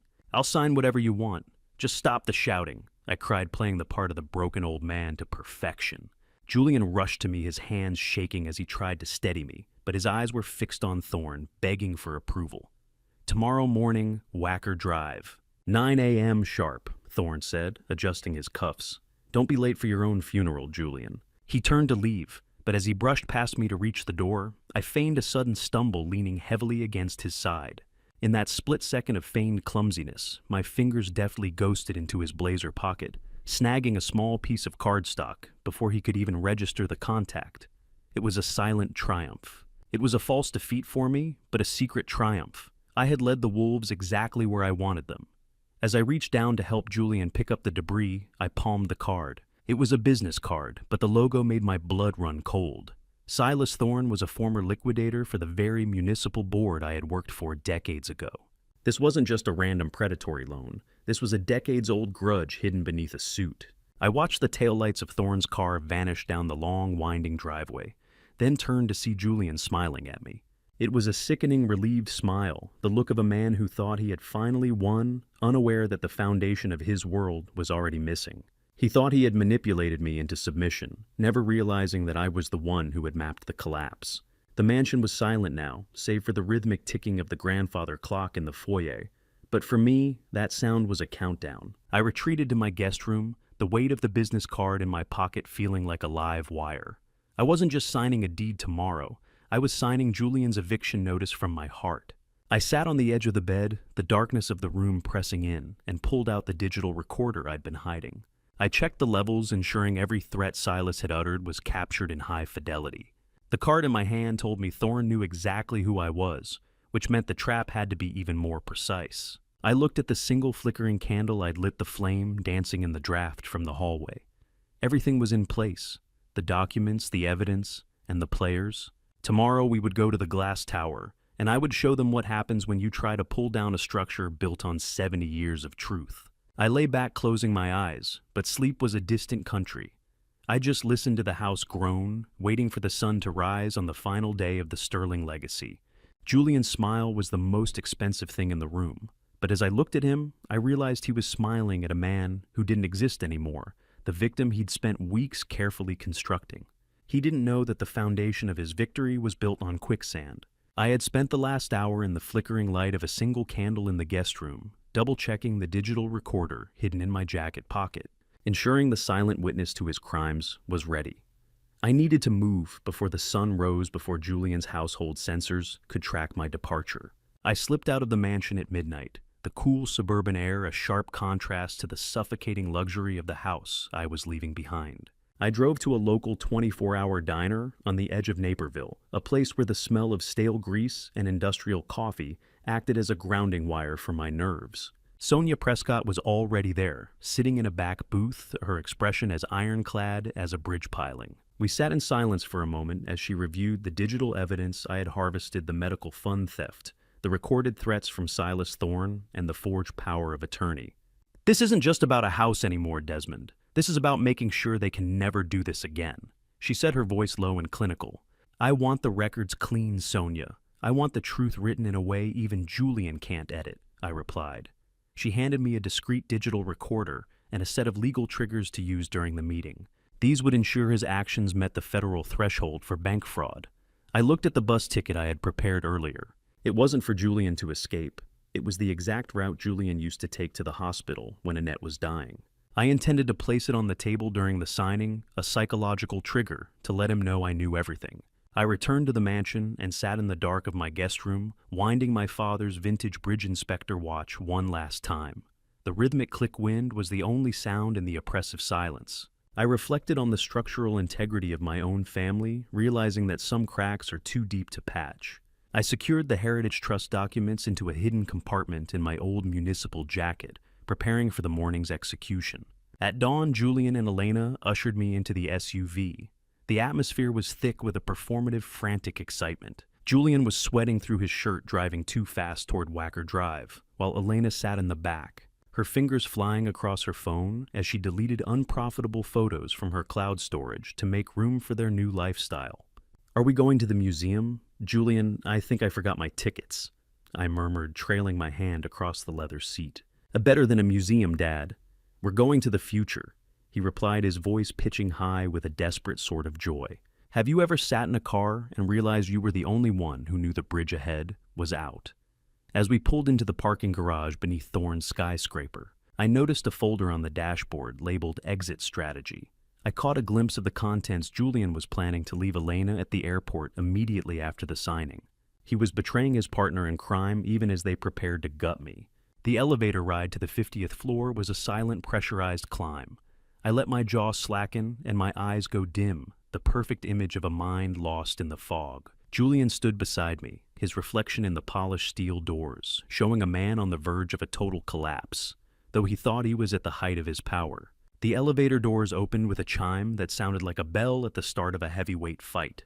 The clinical artificial scent of the office lobby's air filtration system filled my lungs, a scent that smelled of cold calculations and high-altitude greed. I was no longer a father looking for a way to save his son. I was an inspector who had found a terminal fracture in the main support. Julian gripped my arm, his fingers digging into my sleeve as he led me toward the thick, sound-dampening carpet of the executive suite. I saw Silas Thorne standing by the floor-to-ceiling window, silhouetted by the morning sun, looking like a man who owned the very air we were about to breathe. The trap was set and the vultures were ready to feed, unaware that the meal was about to bite back. Stepping onto the plush charcoal carpet of the executive suite, I felt the air pressure change, not just from the altitude, but from the crushing weight of the lies Julian was carrying in the folder under his arm. Julian and Elena guided me toward a high-backed leather chair, with the exaggerated care one might show a delicate porcelain vase. I played my part, letting my gaze drift aimlessly toward the floor-to-ceiling windows, where the Chicago skyline stretched out in a hazy industrial panoramic. Silas Thorne stood by the glass, silhouetted against the morning sun. His slate-gray suit blended so perfectly into the urban gloom that he looked less like a man and more like a permanent fixture of the city's cold architecture. "Beautiful view, mister." "Sterling." Thorne finally said, his voice a low rasp that didn't carry a hint of warmth. "A perfect place to secure your future." "I think I saw a bird," I murmured, my voice thin and wavering. Was that a hawk, Julian?" My son forced a laugh that sounded like dry leaves skittering over pavement, a frantic sound that did nothing to hide the sweat blooming on his temples. Thorne's office was a cathedral built to worship the dollar, and I was about to overturn the altars. Julian leaned in his fingers, digging slightly into my shoulder as he opened the manila folder. The quitclaim deed was already positioned on the desk, looking stark and lethal under the recessed lighting. I reached into my jacket pocket ostensibly to find a handkerchief and secretly pressed the record button on the digital device Sonia had provided. "The pen is right here, Dad," Julian whispered, his breath smelling of stale coffee and desperation. "Just like we practiced, for the legacy." I fumbled with the fountain pen, my hands trembling with a feigned weakness. "Legacy? Yes," I said, staring at the paper. Annette always said integrity was the only legacy that didn't rot. Thorne watched me with the unblinking focus of a predator, his proprietary air beginning to fray at the edges. "Just sign the mark, Mr. Sterling," Thorne said, his voice dropping an octave into a threat. "The bank is closing the window. We don't have time for a trip down memory lane." I held the pen over the signature line, the gold nib hovering a fraction of an inch above the ink. Then I stopped. I didn't shake. I didn't mutter. I simply straightened my back, a rhythmic crack echoing from my spine as I shed the skin of the victim. The confused old man died at exactly 9:35 a.m. I set the pen down on the mahogany with a heavy, deliberate click that sounded like a hammer cocking. "Julian," I said, my voice now resonant and cold. "I've spent 40 years inspecting bridges. I know a collapse when I see one, and you're flatlining." The shock that hit Julian's face was visceral. He actually recoiled, his hands flying to his chest as if I had struck him. "Desmond, what is this?" He stammered, his eyes darting toward Elena, who had gone as pale as the marble in the lobby.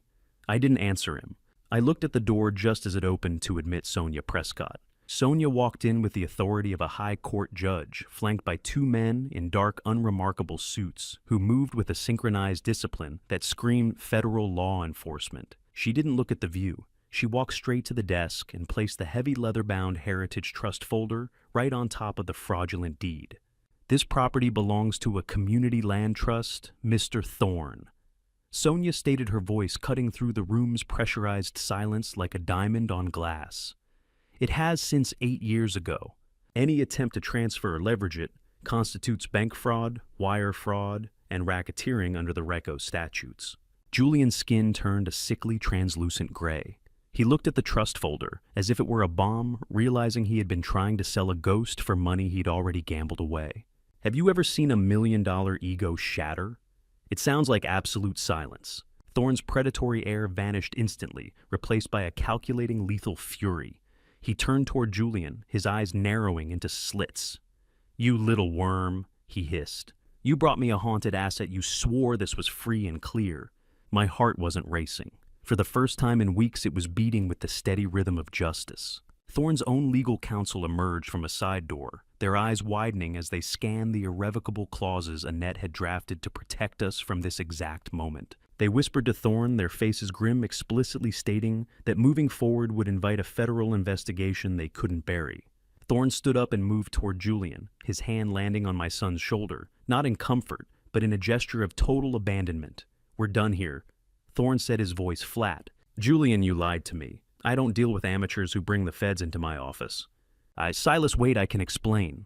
Julian started, but the notary stood up and closed his briefcase with a sharp metallic click. Sonia smiled, then a look that was more clinical than kind. "Actually, Julian, the notary you arranged is currently in federal custody," Sonia revealed. "This gentleman is an undercover agent who has recorded every second of this attempted signing." The trap had closed, and as Thorne's lawyer looked at me with a respect that felt like cold steel, I knew the foundation had finally been cleared of the rot.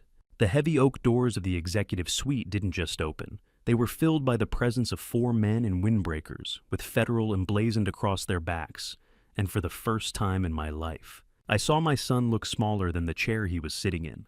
The sound of their synchronized footsteps on the sound-dampening carpet was a rhythmic punctuation to the end of a long structural failure. I watched with clinical detachment as the lead agent presented a series of warrants to Julian and Silas Thorne. The agents began an immediate asset preservation, freezing every account, every offshore shell, and every venture capital fund Julian had built on the foundation of our family's home. Julian tried to stammer a defense, his voice a high, thin reed in the wind, but Sonia Prescott moved forward and handed over the digital recorder I had used. The small red light on the device was still blinking like a beating heart, containing the real-time confession of Julian's attempted fraud. Julian looked at me, his eyes wide and leaking with a desperate hollow hope. "Dad, tell them. Tell them it was a misunderstanding. Please," he whispered. I didn't look away, but I didn't offer a hand either. I looked at him with the same observant eye I used for a rusted suspension cable, seeing the rot that had gone too deep for any patch to fix. The handcuffs didn't make a sound, but they were the loudest thing in the room. Silas Thorne remained seated, his face a mask of iron, but I saw the way his fingers twitched against the mahogany desk. He was a shark that had finally found a net he couldn't bite through. I felt the taste of copper in my mouth from the residual adrenaline, but my heart was beginning to find a steady, calm rhythm for the first time in weeks. As the room descended into the chaos of seizure and interrogation, I watched Elena's realization take hold. She didn't look at the handcuffs or the agents. She looked at her phone, watching her lifestyle being liquidated in real time. Instead of defending Julian, she immediately retreated to the far window, adjusted her hair, and began recording a tearful statement. I had no idea Julian was capable of this. "I'm so sorry to everyone who believed in us." She sobbed into the lens, her eyes never leaving the screen, to check if the tears looked authentic. "You're checking your engagement metrics while your husband is being read his rights, Elena," I said as I passed her. "That's authentic." She didn't even blink, her thumb already moving to check the upload speed as the life she knew was being packed into evidence bags. Sonia escorted me out of the office, the sound of the agents' voices fading as we reached the elevator. I left Julian behind, a man trapped in a cage of his own, still trying to explain the unexplainable to men who dealt only in cold, hard facts. When we reached the skyscraper's marble lobby, Julian stumbled out of the elevator, moments after us, his expensive shoes scuffing against the polished marble. He fell to his knees in the center of the lobby. "Elena, don't do this, we still have the Aspen trip," he cried out, reaching for her as she strode toward the revolving doors. She was already on a call with a publicist, her voice sharp and businesslike. "There is no we anymore, Julian. My lawyer will be in touch about the brand assets," she said, stepping over his outstretched hand without looking back. "Have you ever seen a man realize he's worth less than the floor he's lying on?" I stopped near the security desk, leaning on my cane and watching the scene unfold. Julian was a heap of silk and desperation on the floor, a man who had sold his soul for a seat at a table that had just been folded and put away. I reached into my pocket and pulled out a $100 bill, handing it to the lobby security guard. "Do me a favor, son," I said, my voice calm and firm. "Keep that homeless man off the marble. It's a clean lobby." The guard looked at the money, then at Julian, and nodded with a silent understanding. I walked toward the revolving doors, the cold artificial wind from the glass panels hitting my face. Sonia followed me, her hand resting briefly on my arm, in a gesture of respect that felt like cold steel. I walked through the doors into the afternoon sun, the sound of Julian's sobbing fading behind the thick glass. The air in the city was crisp, and for the first time in years, it didn't taste like ozone and lies. I wasn't just an old man with a house anymore. I was an inspector who had seen the demolition through to the end.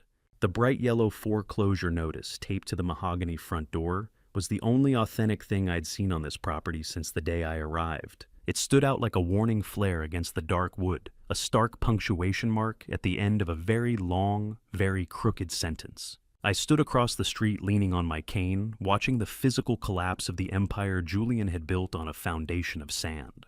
It had been 2 weeks since the confrontation in Silas Thorne's office, and the structural failure of my son's life was now complete.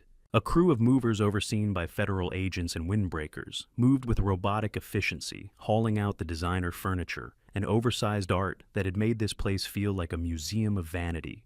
Julian and Elena stood on the manicured lawn, surrounded by a pile of suitcases that looked pathetically small against the backdrop of the massive house. The sun-baked grass beneath their feet was starting to yellow, the automated sprinklers having been deactivated days ago. Julian looked physically aged, his shoulders slumped in a way that made his expensive linen shirt hang off him like a shroud. "They're taking the espresso machine, Elena. They're taking everything," he muttered, his voice hollow. Elena didn't even look at him. Her smudged mascara and a broken heel on her designer pumps gave her the look of a ruined doll. "Don't look at me, Julian. I'm waiting for my ride." She snapped, her eyes fixed on the street. I knew something she didn't. The private car she was waiting for had been hired using a credit card Julian didn't know she possessed. She had been planning her exit since before they ever tried to steal the Elm Street house, a rat preparing to leave a ship she had helped sink. Watching the mansion empty out was like watching a lung collapse, all that pressurized status escaping into the thin, cold air of the real world. As a black sedan pulled up to the curb, Elena moved with sudden frantic energy toward a hidden crate she'd kept near the edge of the driveway. I raised my hand, catching the eye of the lead federal agent on site. When the agents intercepted her, Elena's performative victimhood shattered into a shrill, jagged rage. They pried open the crate to reveal a cache of Annette's stolen jewelry and thick bands of cash Elena had siphoned from the firm's operating accounts over the last 6 months. "You think you're so smart, you old fossil, I earned this for putting up with him?" She shrieked at me, her face contorting into something unrecognizable. "Integrity isn't a salary, Elena. It's a choice you never made." I replied, my voice calm and firm. Elena's brand didn't end with a bang. It ended with a cardboard box and a pair of handcuffs as the agents bagged the evidence of her independent crimes. Later that day, I sat in Sonia Prescott's law office, the rhythmic ticking of the vintage watch acting as a heartbeat for the room. Sonia looked at me across a desk piled with folders, her expression one of clinical completion. She reviewed the final dossier I had prepared, the private recordings and digital timestamps, showing that Elena had been planning to frame Julian for the fraud months before Silas Thorne ever entered. The picture. "She thought she was the smartest person in the room, Sonia," I said, leaning back. Sonia nodded, a small, grim smile touching her lips. In a room full of mirrors, Desmond people usually forget to look at the floor. They're too busy admiring the reflection to notice the joists are rotting. She handed me a final set of papers. "There's one last detail, Desmond. Because of the trust's poison pill clause and the fact that Julian attempted to leverage a non-existent asset, he is now legally responsible for the mortgage debt on that mansion personally. Even though the government has seized the property, the debt follows the man. He's underwater for millions with no shore in sight." I stared out the window at the distant Chicago skyline, feeling a profound sense of closure. The paper trail of the rat was complete. I had ensured that while Julian faced his reckoning for the betrayal of his mother's memory, Elena wouldn't walk away with a single cent. The mansion was a shell, and Elena was a memory, but Julian was still out there, a cornered animal, with one final card to play. I felt the weight of my 70 years as I stood to leave. I had protected the orchard. I had protected the memory of the woman I loved. As I walked toward the elevator, I knew there was one more structural inspection I had to perform before I could finally go home to Elm Street. Julian sat on the rusted park bench with his head in his hands, a 42-year-old boy who had finally realized that when you burn every bridge you cross, you eventually run out of land to stand on. The gray drizzling rain of a Tuesday afternoon turned his cheap borrowed windbreaker into a sodden weight. I stood 5 feet away, leaning on my cane, watching him through the mist. He looked like a man who had been hollowed out, but I knew the architecture of his heart too well to be fooled by a sagging roof. Julian looked up, his eyes bloodshot. "Dad, I have nowhere else to go. You're my father. You have to help me." He wept, his voice cracking with a desperation that was only half real. "I helped you for 42 years, Julian." I replied, my voice calm and firm as a stone piling. "I just didn't realize I was helping you dig a hole for us both." I reached into my pocket and pulled out a receipt, placing it on the bench beside him. "I've prepaid your first month at the St. Jude homeless shelter. It isn't a mansion, but it's a roof. I did it so you couldn't claim total abandonment in court, not because I have anything left to give you." Julian stared at the receipt, his weeping subsiding into sharp, jagged silence. He started to protest, claiming he was a victim of Silas Thorne's violence and Elena's greed, but I didn't let him finish. I pulled a set of damp, crumpled papers from my inner pocket, the intake forms for Shady Oaks Assisted Living that I had found in the kitchen drawer. I held them in front of his face, the rain blurring the ink, but not the intent. "You were measuring me for a room with a bolted door, Julian. I saw where you checked the box for involuntary commitment due to cognitive decline. Did you think I wouldn't find the paperwork while I was playing the part you wrote for me?" The begging stopped instantly. Julian's face twisted, the moisture on his cheeks turning from tears of sorrow to a mask of pure, ugly resentment. "You should have just signed the deed, old man," he spat. "You would have been comfortable. You would have had your little garden and your pills. Now you've got nothing but a house full of ghosts." Julian's eyes weren't windows to his soul. They were just empty storefronts after a fire. I realized then that there was no bridge back for him. The structural failure was terminal. I turned my back on him without another word, leaving the Shady Oaks brochure to flutter into the puddle at his feet. I walked toward the park exit, my steps rhythmic and certain, while Julian's voice faded behind me. I hailed a cab and gave the driver the address for Greenwood Cemetery. The air was thick with the smell of damp earth and fresh-cut grass as I walked through the gates. I found Annette's headstone under the shade of an old willow tree. I knelt, my joints complaining, and began to clear the stray blades of grass from the granite. I pulled a single yellow bridge inspection tag from my pocket, the kind I used to hang on steel that had passed the test, and placed it on the base of her headstone. "The house is safe, Annette," I spoke quietly. "It's officially part of the Community Land Trust now. It's going to be used for affordable housing for the people who actually need a foundation, just like you planned." I told her about the fall of Silas Thorne and the evidence I'd given the prosecutor to ensure Elena and Julian faced their reckoning. For the first time since her funeral, the air didn't feel heavy with grief. It felt light, reinforced by the structural integrity of a job well done. I touched the cold textured granite of her name. "I'm going home now, Annette," I whispered. "To our real home." I stood up, wiping the moisture from my face, and looked at the horizon where the sun was trying to break through the gray clouds. As I reached the cemetery gate, the groundskeeper stepped out of his small stone hut. "Mr. Sterling," he called out, his voice hesitant. "Your wife? She left something with me years ago. Said I should only give it to the man who protected the bridge when the storm was over." He handed me a sealed envelope, the parchment yellowed with time, but the handwriting unmistakably hers. It was addressed to the man who protected the bridge. My fingers trembled as I took it, the weight of her love and pride reaching across the years to find me. I stepped into the waiting cab, the letter clutched to my chest like a shield, ready to see the final pieces of the reconstruction fall into place. The rhythmic industrial thud of a pile driver at 14 Elm Street sounded like the steady pulse of a heart that had finally found its rhythm again. I stood at the edge of the property, the smell of fresh-cut lumber filling the air. This ground had been a battleground for months, but today it felt like a garden in the first flush of spring. The heritage orchard remained, its gnarled branches reaching out like protective arms around the new framework of affordable community housing. I watched as the skeletal structure of what would become a community center rose from the earth, anchored by the very oak beams I had salvaged from my original woodshop. It was a literal reconstruction of my life's work, repurposed for the public good rather than a private penthouse.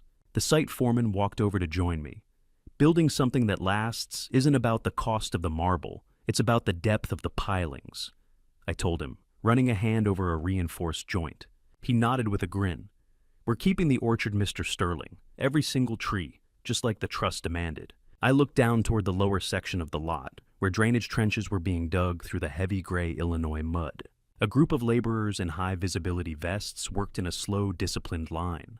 Among them, I spotted a figure that moved with a distinct, clumsy lack of grace. It was Julian. He was stripped of his tailored silk suits and luxury watches, his soft hands now encased in heavy leather gloves. He was laboring under a court-ordered community service program, a condition of his plea deal. There were no cameras here, no followers to witness his performance. There was only the weight of the shovel and the resistance of the earth. I walked down the slope until I was standing at the edge of the trench. Julian looked up, wiping a smear of mud from his forehead with the back of his sleeve. He met my eyes, and for the first time in years, the predatory glint was gone. He looked exhausted, hollowed out by the physical reality of honest work. "Keep your back straight when you lift, Julian. Shortcuts are how things break." I said, my voice calm and devoid of the old anger. He leaned on his shovel, his breath coming in ragged gasps. I understand now, Dad," he whispered. He looked at the foundation he was helping to build, then back at me, a flicker of genuine realization crossing his face. Julian was finally working, not for a brand, but for his soul. It was a poetic justice that didn't require a prison cell, only a reminder of what it felt like to actually contribute to a foundation, instead of siphoning the strength from one. I left him there in the mud, knowing that the curriculum of the shovel was the only thing that could teach him the lessons I had failed to instill. I moved toward the far end of the site, where the heritage garden was already being plotted out. I thought about the liquidated assets I had recovered from Elena's secret accounts, the ones the federal agents had missed, but Sonia and I had tracked with clinical precision. I had secretly set up a small educational fund for the children of the families who would soon move into this housing. It felt right to use the remnants of a lie to fund the education of the truth. I reached the old stone bridge near the edge of the property, the very first structure I had ever inspected as a young man. I leaned against the rough sun-warmed stone of the railing, feeling the weight of the vintage watch in my pocket. The letter Annette had left for me was tucked safely in my jacket, her words of pride, a structural reinforcement for my spirit. The Chicago skyline was beginning to glow with hues of orange and purple, the glass needles in the distance no longer feeling like threats, but just parts of a larger design. I closed my eyes for a moment, breathing in the scent of fresh pine and wet concrete. The structure is sound, Annette. Every bolt, every beam, I whispered to the wind. I felt a profound peace, a resolution that went deeper than legal victories or property deeds. I had protected the orchard, I had exposed the vultures, and I had given my son a chance to find his own level in the mud. I pulled a carpenter's pencil from behind my ear, a habit I hadn't indulged in the 10 years. With a steady hand, I marked a small, invisible X on the underside of the bridge railing, my signature of approval, the mark of an inspector who knew that the bridge was finally structurally ready for the load. I turned my back on the construction and walked toward the horizon, the steady ticking of my father's watch, the only sound in a world that was finally structurally silent. The walk back to the road was easy, my joints no longer screaming, my heart no longer heavy. I had done my job. The inspection was complete and the foundation was holding. I look back now and realize the greatest mistake I made wasn't trusting my son. It was ignoring the small cracks when they first appeared. If my story teaches anything, let it be this. Don't surrender your voice, your dignity, or your legacy just to keep peace. I believed love alone could hold a family together, but even faith needs truth as its foundation. Sometimes even God allows us to face betrayal, so we can see clearly who we are meant to become. This is my reflection, my family revenge story, my warning wrapped inside a Grandpa Story's memory. Not all family revenge story paths lead to anger. Some lead to clarity. And not all Grandpa stories end in loss. Some rebuild what was broken. If you remember anything from this family revenge story, let it be this. Protect what matters before it's too late. Because even in Grandpa stories, the strongest foundation can still crack. Thank you for staying with me until the end of this journey. Leave a comment and tell me what would you do if you were in my position facing that kind of betrayal. I'd truly like to hear your perspective. If this story resonated with you, consider subscribing so you don't miss what comes next. A gentle note: while inspired by real-life themes, certain elements have been dramatized for storytelling, and any similarities are purely coincidental.